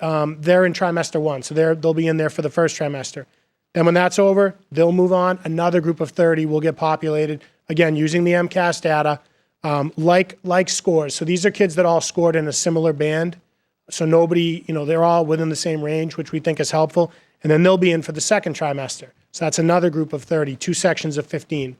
And then when that section's over, trimester 3, and another group, and we've worked backwards from the kids that were just at the highest levels of partially meets and worked backwards to kids that were more towards that middle or lower band. So we feel like we're getting a good cross-section of about 90 kids in each grade level that will get an extra trimester of mathematics support. And that's something that we hope when we get the results next August that we'll see, we can look at those kids and see how they did compared to this year as well. So sometimes that's the hard part with MCAS data is you take the steps, you plan, you do the things that you think are the right things to do, and then you'll find out in August, which is hard, but we feel like this was an important step. That we used to populate that class 1 group the whole year. So you only had about 30 kids that were getting that extra support. So now we've tripled the sort of the extra time, the opportunity for more kids to get some help. And we hope we think it will bear out. We think it's a good way to approach it. Right. And the middle school, everyone took the test on a computer. So we've been all computers since the park days. I mean, I think when we were approached about starting the 1-to-1 initiative, when Park came in, we felt like we wanted to really take that on from the get-go and really attack using technology in all facets of our students' day. So all our kids took it on the computer. I think we've learned a lot in the last couple of years, and we're looking at some like structural sports, like are kids more comfortable with using a mouse than using the trackpad even? So we're going to leave no stone unturned. We've had some conversations about how to group the kids, how to, the testing experience. I think Mr. K's suggestion at getting feedback from the kids makes a lot of sense. Middle schoolers are a rich source of information. They'll tell you exactly what they think. So I think that's an opportunity as well to hear from the kids. Are there things that we can do to make sure that it's the right experience for them as well? So we're going to, again, leave no stone unturned in making the experience as supportive, but not high, but kind of find that balance of supportive and important, but not high pressure either. I think with our age group, we want to be mindful of those two dynamics. Yep. And we'll certainly always keep that in our approach. Great, thank you. Because taking a test on the computer is much different than on pencil Yes. and paper. And on the elementary levels, Mary, were all the elementary schools on the computer this past Last year was spring? the first year we all went to computer. Yeah, and the high school's now all computer. No, not until this coming year. This coming year will be the first year for high Okay. school. There were one grade level at both the middle and at the elementary that we could have had to take paper, but we just said we're just going to continue, just go all computer based. We had already gone computer based at the middle, and then just said the elementary, it's easier just to be all one platform and Right. one. So this coming year, everyone in the state 3 has through to 10. be. Yes. Yep. Where in You the have to, past, if they you're a didn't all district, have some to be. districts may apply for waivers if they don't have the technology infrastructure that they're able to do that, but they want the whole state, everyone taking tests on computers. Right, because I think teaching a kid how to take a ELA exam on the computer is important because you have to scroll back up to see what you've written. Yeah. And a lot of kids may not do that, remember to do that, know to do that, and maybe at some point in there, it gets difficult for them to realize We that. try to build in some instructional experiences that mirror that, but we don't want to completely, we don't want to lose sight of some of the other traditional approaches or some of the other ways that we do learning. So I think we're looking for, where are there opportunities? We have a program called Math Excel that offers some computer-based experience for mathematics. So we're trying to, again, look at all different areas and see what can we do that, again, tightens things up so that the experience mirrors how they're going to be assessed. Very good. Thank you, Adam, very much. You're welcome. Heather, can I just ask one quick question? Yeah, sure. I'm just wondering, I don't know who would know this, maybe you, Mary. When will we be in a situation where it's apples to apples for everyone? So everyone is taking the same type of test on the same type of equipment. This coming spring 2019. Spring 2019, okay. Except if they get a waiver for certain districts, okay. right. Because looking at the data that we have, different districts are doing different things, so that is another potential factor as well. All right, thank you. So I'll try to be relatively brief here, so we can move to the next speaker. First of all, I appreciate the presentation. I appreciate the fact that you were very direct about your concerns about what the testing showed, and the fact that you've already taken steps to address it. At the same time, though, I don't want you to get overly taxed by that job because, I've been on this committee for 12 years, and for the last, I think, probably half of it, I've had zero faith in what the state has been doing relative to this testing process. It's been, and by the way, I'm consistent if nothing else. When we do well, you don't hear me giving you the rah-rahs either. And when we have a bad result, I'm not going to get all cranked up about it because, quite frankly, they have not known what they've been doing for the last at least 5 years, if not more than that, and they still don't know what they're doing because they don't even know what the assistance requirement is. On that 3-level thing that they have, I would give them below that as far as my assessment of them. So I know it's not PC, and I should be saying the state is wonderful and they're doing all this stuff, but the fact is, how can you have any faith in it? That said, it's something there. It says something. Good. I'm glad we're looking at it. Anything that we can do to make the kids better at what they're doing, learn better, become better students, and end up becoming what we want when they get out of school is great. So I'm glad that we're working on it. Again, I don't want I don't want it to be overdone. And I think you've said that. I think you've given us the. I think you've said that you've been working hard on this, but at the same time, you're not going to sit there and start teaching specifically to what the test wants it to be, and that's good. There's so much inconsistency. Even Jeff pointed out the fact that what does something magically happen between middle school and high school, and no, it's the same kids doing tests, and nothing magically happens. That the tests just don't make any sense, and the same thing. Andrea is going to speak in a minute, and she provided us with a lot of information, which I did take a look at. And so there was one particular school site that she had gotten some of her information from, not a school site, but a rating site. And I don't know, it was Digger, School Digger or something like that. And so I went and I kind of went in depth and looked at kind of what was on there. And they ranked the schools, all the schools, they ranked them year after year after year, going back to 2003. And I'm not sure what fully the basis of the ratings are, but they do say that it's based on scores, at least in part, and then there's other information that indicates that there's other things involved in the rankings. But I'm not going to tell you which school it is, but I looked at, and this is pretty typical to the different schools, not just from our district. I looked at some from others. So basically, whatever they started with, say it was 200th, the school went down 75 spots the next year. Then it went up 131 spots the next year. Then it went down 46 spots the next year. Then it went down 7 spots the next year. Then it went up 52 spots the next year. Then it went down 181 spots the next year. And then the next year it went up 211 spots. And then it went down 17 spots and down 84 spots and up 53 spots. Okay. I don't know what it means.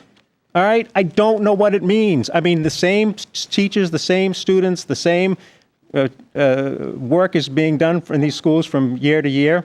And so, I don't know. I mean, I have a hard time getting cranked up about the MCAS test results, and especially the last few years. So, I have to get that out of my system because I do this every year. What I'm more concerned about is what we're producing, what's coming out of these schools. What I will say is that, over the past 5 or 6 years, I've had the opportunity to know pretty well dozens and dozens of of high school graduates, and I've been very impressed with the vast majority of them. I think that they leave here ready to do well. They leave here ready to do well in whatever they're going to do. I know many of them have been doing well in college and even after college. I know many of them have been admitted to many really great schools. And other schools, it doesn't really matter where you're going to school as long as you do your best. I'm very impressed with what we've done from the AP standpoint. It looks like about 50 to 55% of our kids are taking AP tests, AP classes, and many multiples, and we're doing better than the state in those. So when I see a crappy score like we have for HRMS right now, we've been doing this. We've been working at that school for years and turning out good kids. So I'm not too cranked up about it. Again, I hope that I want us to take whatever information we have, whatever good that we can get out of that, and do our best to improve wherever we can. I want the kids to get the best possible education that they can, and so wherever something comes up, whenever there's a bad result. I mean, Connie and I had this kind of talk about this with 3 or 4 years ago. There was a score at one of the elementary schools which wasn't great, and my thing was, well, it really only matters how they're doing, and when they get to the point where they're in high school and getting ready to graduate, because that's what's important. And she says, well, it shows something that they're not doing well at that particular grade level. I don't really know if it does or not. But the bottom line is, again, I'm glad that you guys have presented this. I'm glad that you've taken ownership of whatever the issue is. I'm glad that you're working on it. I know, like the others, that you guys will work on this and come up with whatever you can to better the situation for any kids that need it, and that means any kid that we can improve at all is what we want to do, and I think that's where I'll leave it off as far as tonight is concerned. Okay. Thank you. Thank you. Thank you. All right. So normally at this point we don't have public comment, but Andrea Daly was nice enough to first of all let me know what she was doing and that she was going to be here and wanted to speak about it, and so I'm fine with that. So Andrea, go ahead. So take your time. Yeah. Oh.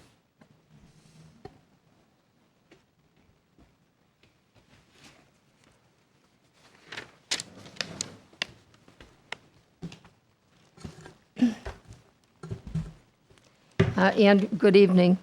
Andrea Daly, Precinct 3 Town Meeting Member, former teacher of 38 years. I'm the only teacher in the school system that has taught both at the elementary, middle, high school level in 10 different schools in town. This is something that's kind of like hard to discuss. It's emotional to discuss. I'm a graduate of the Danvers Public School system. So isn't my husband. My children have gone to the Danvers Public School system. And as I said, I'm the class of 1957 Danvers High School. And I'm proud of the fact that I went to Danvers High. I had some very, very good teachers. And when I graduated from the high school, I felt very confident about going to Salem State and becoming a teacher myself. And this all started when there was an article written in the Salem News in September of 2018 concerning the low test scores at the Holton Richmond Middle School by an identified subgroup of students. This article caught my attention to investigate the academic scores in Danvers as well as other school districts in the area. And I was basically using the MCAS, and that was the site that I was doing my measurement from for not only Danvers, the Danvers district, but also the surrounding schools adjacent to Danvers. And I found disappointing results in regards to Danvers. To sum it up, Danvers School District is not doing as well as surrounding districts. and basically is in a state of general decline. I presented a 38-page report to the Office of the Superintendent for duplication to be distributed to the school committee members in time for tonight's school committee hearing and meeting, and I'm sure that you all got that package. I know that the school committee is a separate entity from the general town municipality, but they command a large percentage of our collective budget, 56.70%, or $39,921,552 in 2018. That was spent on 1 year's money amount for education. And now we have a forecast of $41,094,496 for 2019. And in 2016, we spent $15,105 per pupil for our school system, and that would be from K through 12. In 2018, the total Danvers School District of 3,608 students from pre-kindergarten, kindergarten, and 12th grade ranked 222nd of the 300 Massachusetts districts. Now, I'm using the same measuring stick, which is the MCAS scores for all of these 350 Massachusetts districts. So in the whole state, there are 350 districts for schools. This puts Danvers 37% from the bottom of this ranking, or 63% of all the schools in the Massachusetts district are academically superior to us.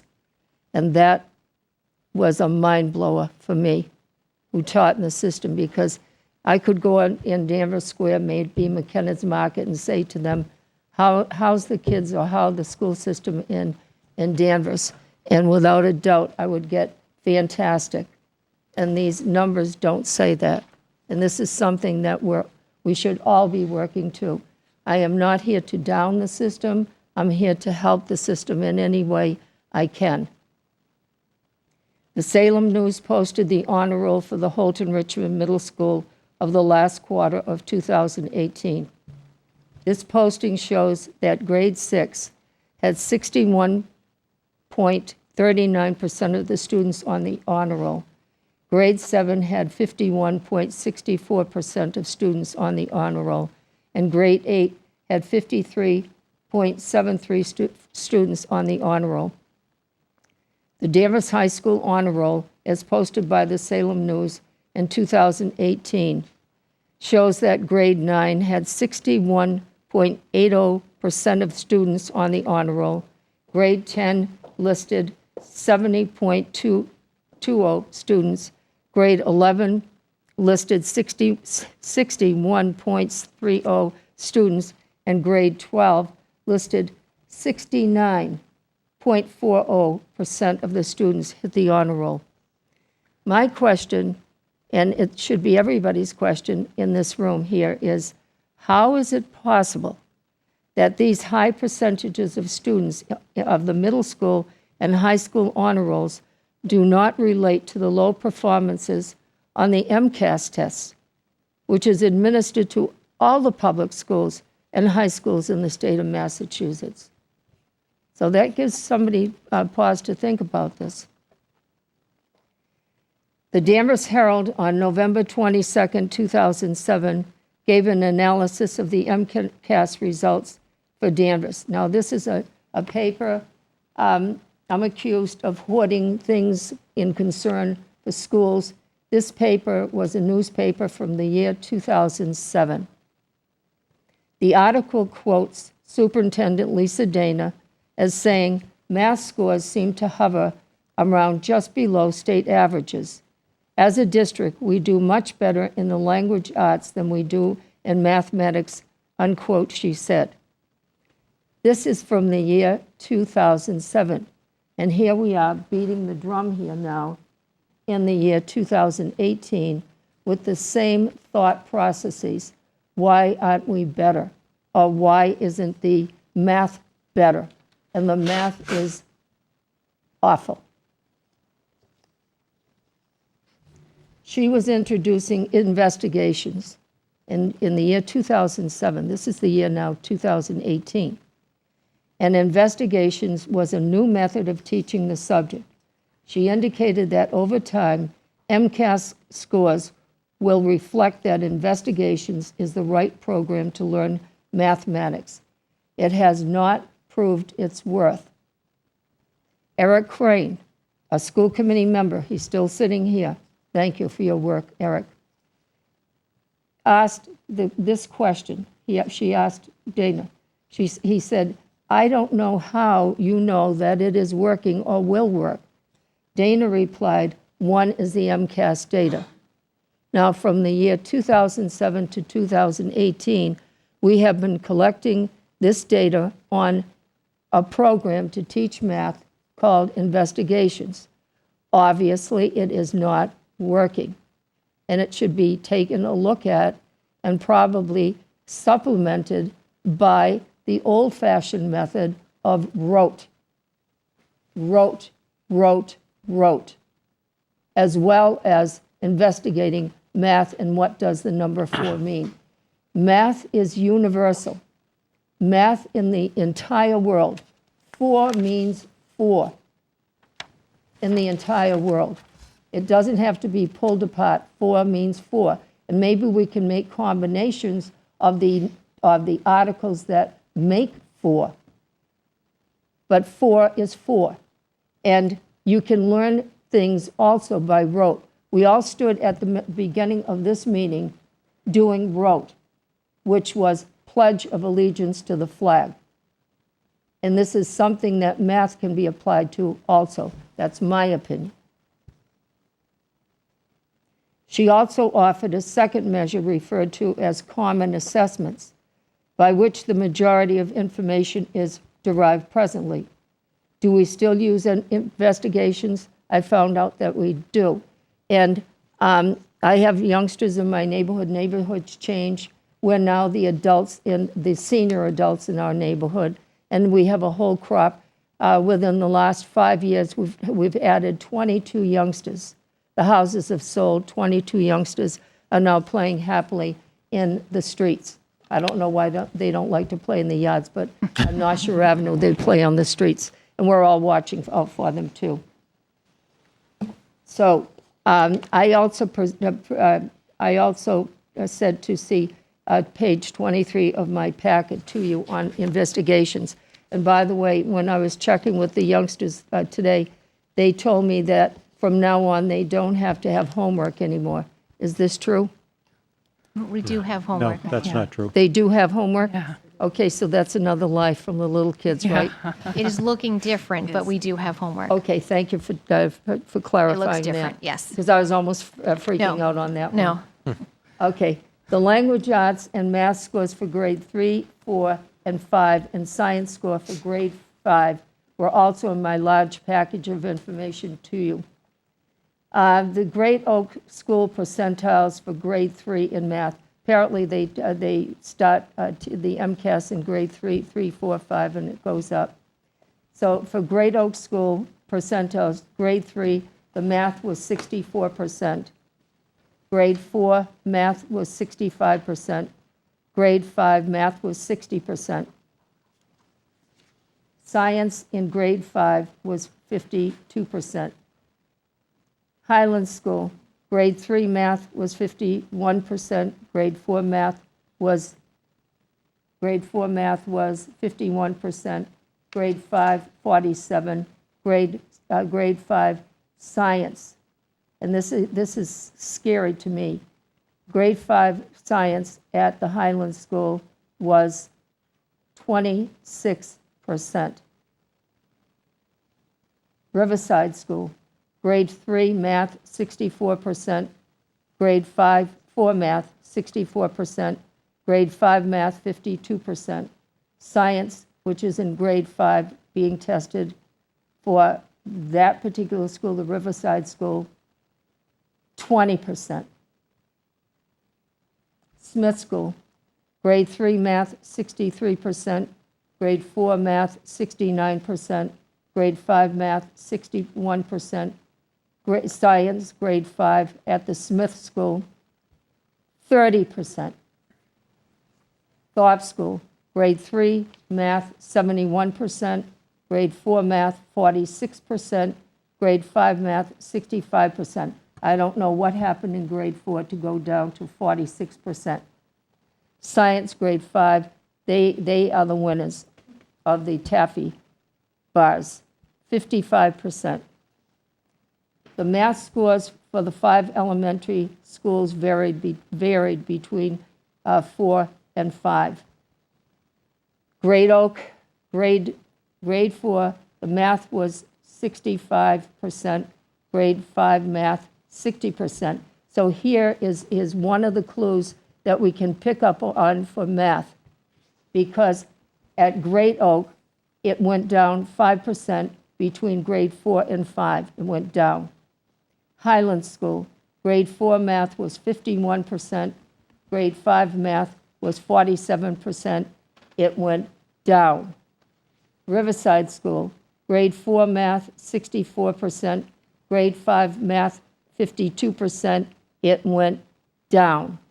Smith School, grade 4 math, 69%, grade 5 math, 61%.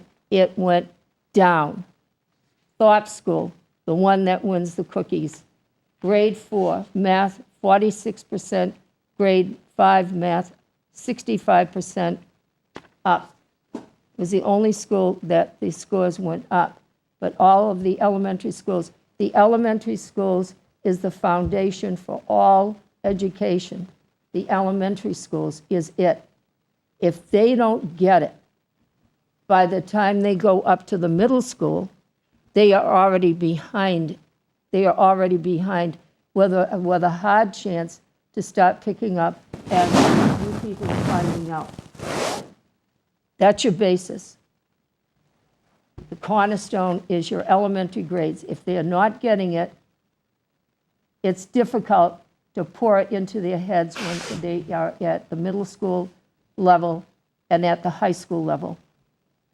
As a note, as the math becomes more complicated with each grade level, only one school seems to handle that material, and that was the thought. The Great Oak, Highlands, Riverside, and Smith all went down. That is an area of vast concern.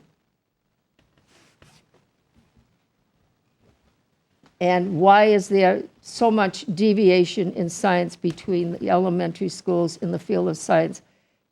I just can't believe those scores in science. They are abysmal. In conclusion, the Holton Richmond School ranks 330th of 484 Massachusetts middle schools. So in Massachusetts, there are 484 middle schools in Massachusetts. The Holton Richmond ranks 330th of 484, which puts them at 32% from the bottom, or 68% of all the middle schools in Massachusetts are academically superior to us.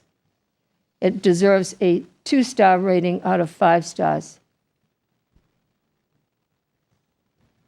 Danvers High School ranks 188th of 345 Massachusetts high schools, or 46% from the bottom, or another language, 54% of all high schools in Massachusetts are academically superior to us, a 2-star rating out of 5 stars.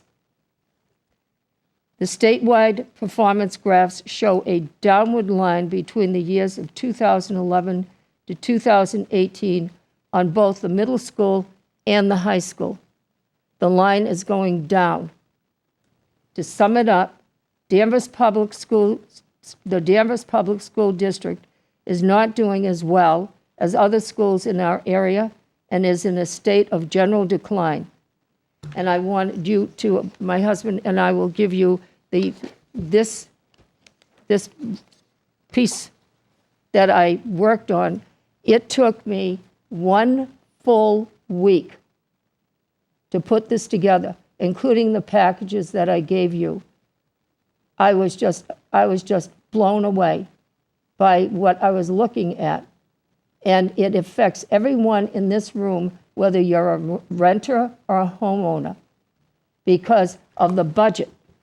The 56.70% of our entire budget are for 2019. Just get your heads around this. $41 million is spent on education, and this is what we're getting out of it. We all have to work together on this, and there's no blame around here for anybody. We should start with this school year. This is the school year 2018 to 2019. Whether you're a homeowner or a renter, that much money, 56.70% of all our tax dollars, because even if you're a renter, you're paying your landlord the money that they're going to be assessed on their home to pay taxes, because 2-family and 3-family houses pay more taxes on them than single-family homes. And this is an awful lot of money to be spending on. And as I look at it as an analogy,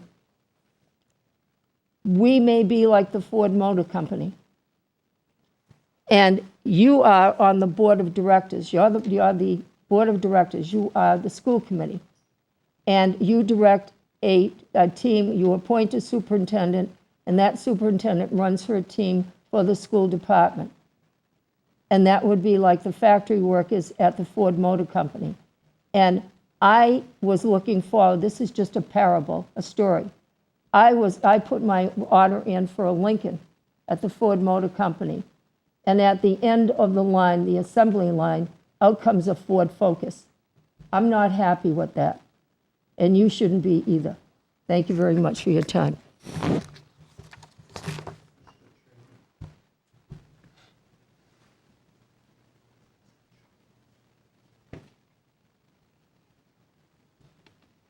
Bill, you want to say something?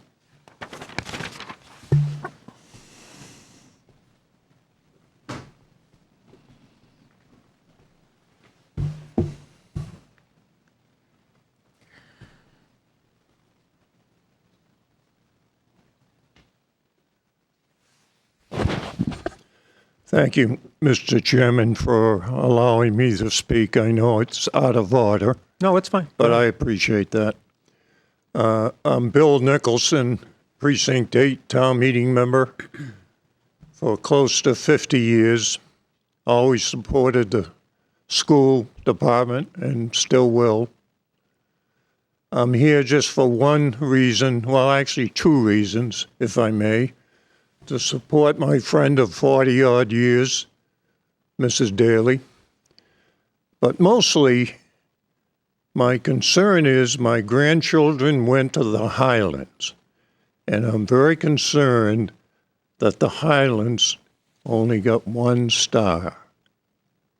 And it's too good a school to only have 1 star. So let's please try to improve Highland School. Thank you. Thank you. Okay. Does anybody want to comment before we move on? Everybody good? I'll just say thank you for coming and saying that. I think we need the perspective of teachers and the community, and I know we hear it when we go to town meeting and we go to other meetings in front of the Finance Committee and others, but we appreciate you coming here to present to us and to the larger community and DCAT and everyone else your perspective. So thank you very much. It's good. Everybody else good? Thank you for coming All right. tonight. Great. Adam, before we go on, can I ask you, how about your community? Have you got any feedback from your parents? Anybody showing concern? Have you had any people rushing the gates or anything? What's happening at the actual school? No rushing the gates, but certainly we've had some initial individual meetings with parents that just wanted to talk about their child's specific score report and understand it better. So I think right now the work we've done is met with a couple of parents to help them understand the results that they're looking at. I think as I highlighted, I'll be offering a meeting with my parents, and I'll also meet with my school council.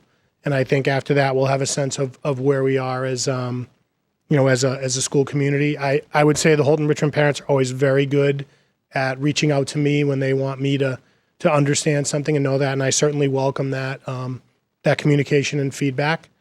And I look forward to the public discussions we have planned with our parents as well. Okay. But I'd say it's been really just a few individual concerns from parents right now wanting to understand the score report and what it means for their child and how we can support their child.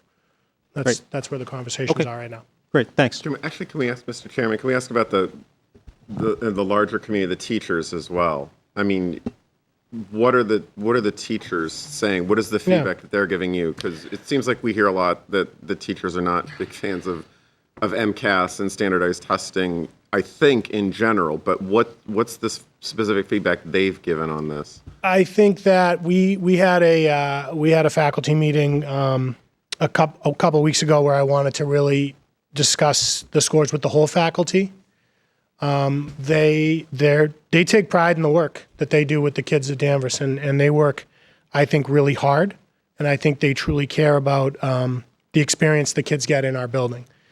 So they took it. They're upset. They certainly don't want. They want the community to be confident in us and feel good about what our kids are experiencing. They're up for the work.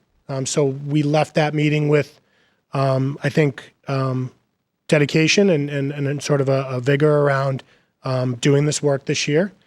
I think with middle schoolers, we really believe that we want to look at a lot of things when determining how a youngster's doing in front of us. Having said that, this measure tells us we have work to do. So I think there's absolutely a commitment from my staff to do that work. I told them I would put my own children in any of my teachers' classrooms. I said that to them. I'll say it publicly. I would put any of my kids in their classrooms, and I'm confident that they'll do the work and we'll make the adjustments that we need over the next couple of years. We'll take whatever feedback DESE does offer us, and we'll use that as well. So I think I think there's a balanced feeling. We feel like the scores don't solely represent the work we do, but also they're ready to do the work that does need to happen. So I think that's where our staff is right now. Great. I do have a comment, Mr. Chairman. Go ahead. I think that the premise of what we heard is that whatever that your quality of education, whether you're academically superior or what districts are academically superior to you or what schools are academically superior, is based purely on the MCAS score. If the MCAS score says you're 37.4, then 60% of the schools are better than you. And I think that not only that premise is faulty, it doesn't give enough credit, I think, to the other ways that we measure student learning. And I never want to see us evaluate the system or a school or staff or anybody purely based on MCAS scores. I think that is a mistake to go down that road.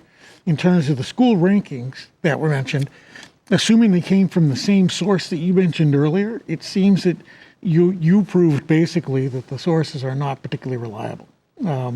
I just, at the end of the day, think that we should, and I think you've said this too, balance our MCAS results with everything else. The analogy about ordering a Lincoln and at the end of the day coming out with a Ford Focus, not a bad car, by the way. But the fact is, the end result, the students coming out of Danvers High School are ready to learn, go to the colleges that they want to go to, and by and large have proven through high school, through the SAT scores, through the AP scores, through the colleges they're getting into, that the end product is pretty good. We may have some bumps along the way, and I agree there are bumps, and we want to work on those MCAS scores, but I don't think any district should be measured purely by their MCAS scores or compared to other schools purely by their MCAS scores. I appreciate your response. I appreciate that you came and presented the information to us. You've had your say. I'm just having my say. And Arthur, can I just add one super quick thing to jump on Eric's point? Looking at this one set of data, I think that's a reason why many colleges are going away from SAT scores, because they're not a reflection of performance of a student. They just don't show the well-rounded student. And if they did, everyone would be focused on MCAS scores, and more colleges are doing away with MCAS scores as a requirement for acceptance. SATs, sorry, SATs. Too many acronyms, and it's getting way too late. So, just to sum up, at least I think I'm summing up, everybody has an opinion as to what we're looking at here, okay? And everybody, and I don't want to sound like I normally don't sound, which is like all wishy-washy here. But sorry. But, there is validity in everybody's opinion that has looked at this and studied it, okay? If you haven't, then I don't want to hear from you. But obviously, Andrea has looked at it, taken a lot of time and looked at it, and she has looked at the test results, and she has valid questions about that.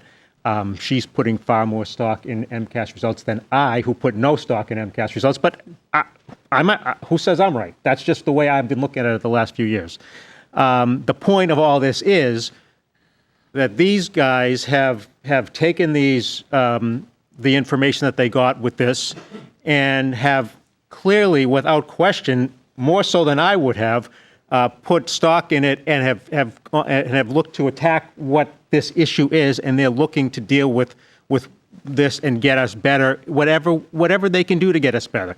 And so that's the important thing here, okay? The important thing is that we have these results, we're dealing with the results. Mm-hmm. We can all have our opinions as to specifically what the results mean, but the point is that our administration is looking at these results and working at improving our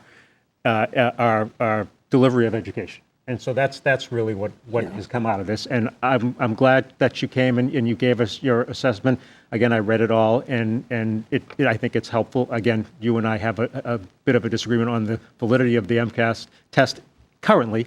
Let me just say this too. I appreciate the amount of time you put in. Absolutely. And the fact that you came here and spoke to us and gave us that perspective. So and the fact that I might disagree does not necessarily. I don't totally disagree either. Yeah, I wouldn't say that. No.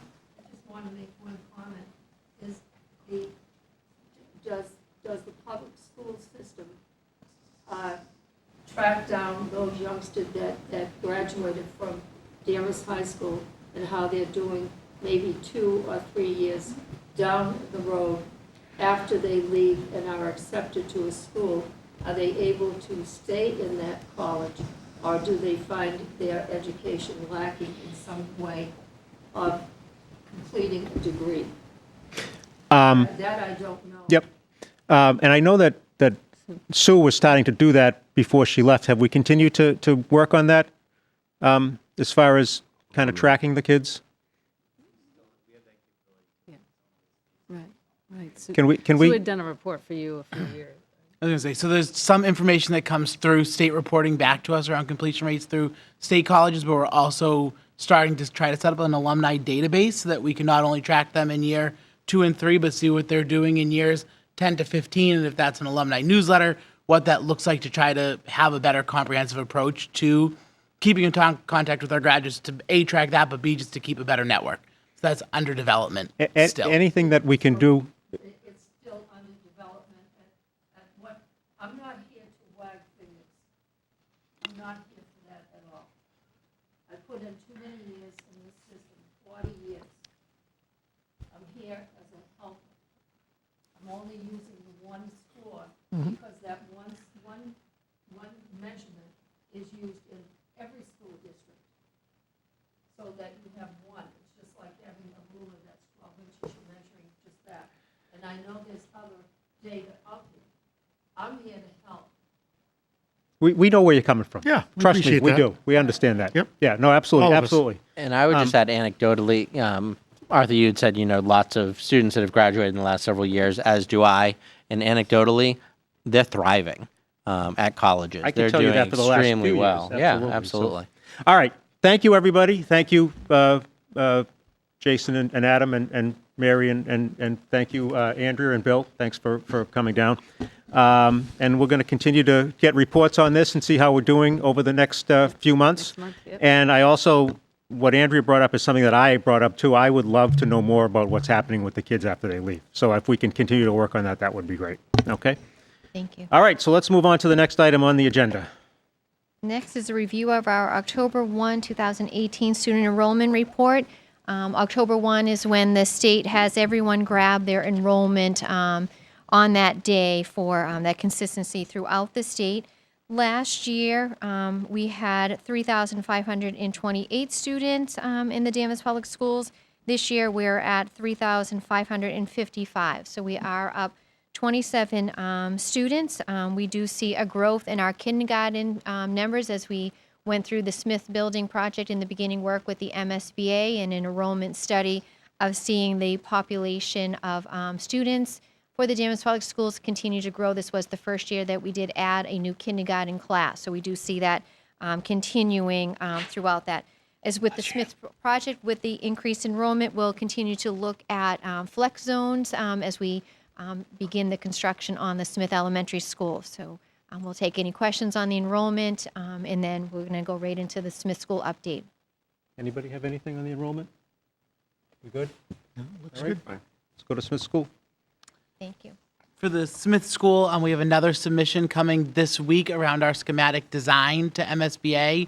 They'll then spend the next 2 months reviewing it, and at the December board meeting, we'll go for a vote to move into design development as well as get an approved project scope and budget, which will help lead us into a special town meeting in early February for funding for the project through town meeting.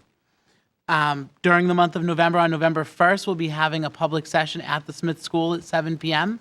It's a Thursday night, so that anybody from the community can come and learn more about the project, really get to see some of the exciting details that have been developed over the last 2 to 3 months. Additionally, in the month of December, we'll look to have another public session, as well as a meeting with town meeting members so that they can really understand the project and understand the funding mechanisms that come with it.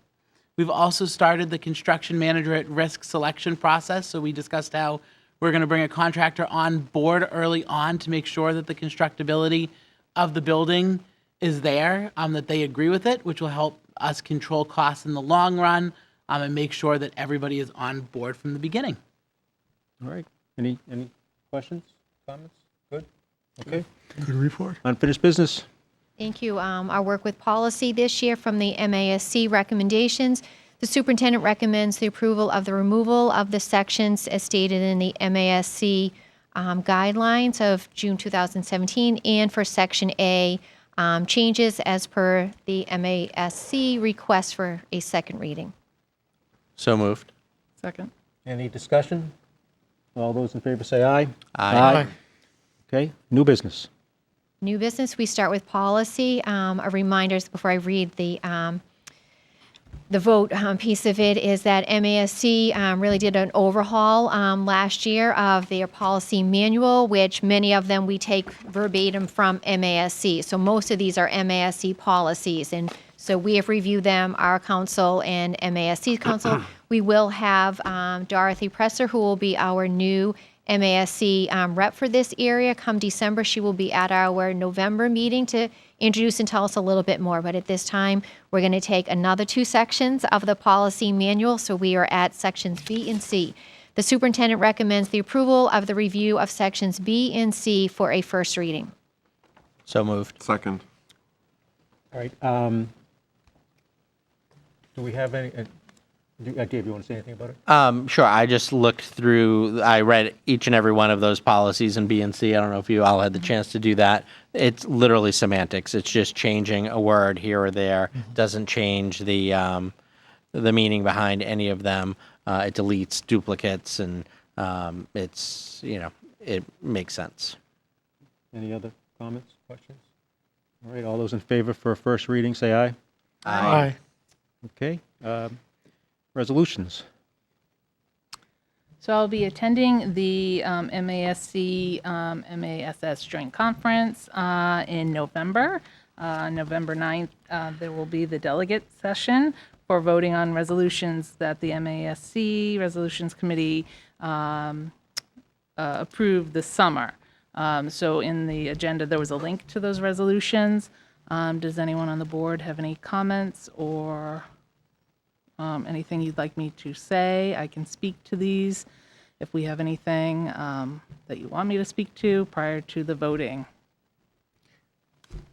Anybody? I mean, I read through them. All of them seem to make sense. Rejecting the arming of teachers. I thought the most interesting is, in some ways, the sports wagering and the fact that the desire to have a certain amount of the proceeds from sports wagering set aside for educational purposes seems like a reasonable idea. So I could support any of these, and would certainly, you have my blessing for what it's worth. So. Thank you. Yep, agree. Yep. All right. Good. Okay. All right, thank you. Next item, I think, is field trips. Yes. The superintendent recommends the approval of the out-of-state field trip for Danvers High School DECA to go to Baltimore from November 15th through the 18th of 2018, and for our DHS ice hockey to play skirmishes in Barrowville, Rhode Island, and UNH in Durham, New Hampshire. So moved. Second. Any discussion? All those in favor say aye. Aye. All right, approved. And next, fundraising. Thank you. For the fundraising, the superintendent recommends the approval of fundraising events for the DHS class of 2020. There are Decker, our class of 2019, girls tennis, and the DHS chorus. And I add one more in there that was added, the DHS ice hockey. So moved. Second. Any discussion? All those in favor say aye. Aye. Okay. Order of business communications. Communications, our North Shore Education Consortium, the link to their website is there. We haven't had a meeting since our last one, and what comes up at the end of October, early November is the audit. So I'll be bringing that information back to you at the next meeting. Okay. Eric, we're close to an election, so I'm sure there's no legislation going on right now. It's all about the first Tuesday in November. That's right. Deep? This Wednesday is our monthly DEEP meeting. It will be held at 7:45 at First Ipswich Bank. The DEEP 20th annual wine and food tasting will be taking place on Thursday, October 25th, 6 to 9 at the Danvers Port. We have close to 15 food vendors coming that evening.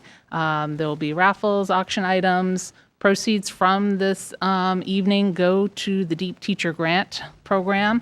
Every year, DEEP provides teacher grants to teachers in Danvers Public Schools. This past June, we awarded over $20,000 in teacher grants. And I must say, when I came through open house here at the high school a couple weeks ago, the teachers in some of the classes I was in spoke to how wonderful the DEEP teacher grants were for them.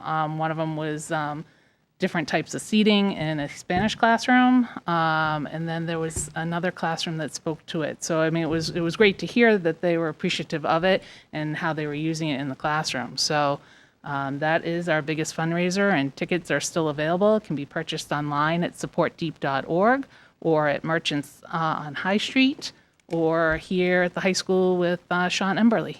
So and that's DEEP. The food is always good. Danvers Cares. Danvers Cares. The big thing is Parent University. Save the date, Saturday, November 3rd, 8 a.m. to 12 p.m. It will be at Holton Richmond. It's very successful every year. It does very well, and it's super important. There's a lot of really good workshops for parents, so highly recommend it. Okay. CPAC we're good with. Policy we've done. Human rights? The main thing was just focusing on the annual report for this year, so no other updates other than that. Okay. Minutes?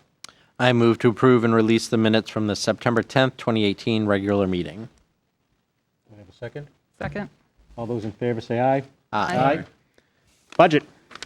Finally, we have a budget. You have 3 budget reports for you tonight. The first is the final budget report.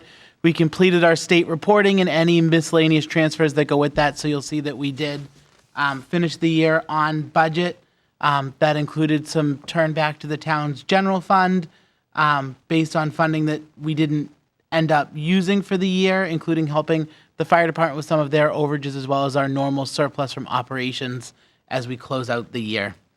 Your second report is the budget transfers report. So from February, when we passed the budget the first time, to where we actually start the year in September, there's numerous hires and different pieces that change. So you'll see transfers to bring us to that.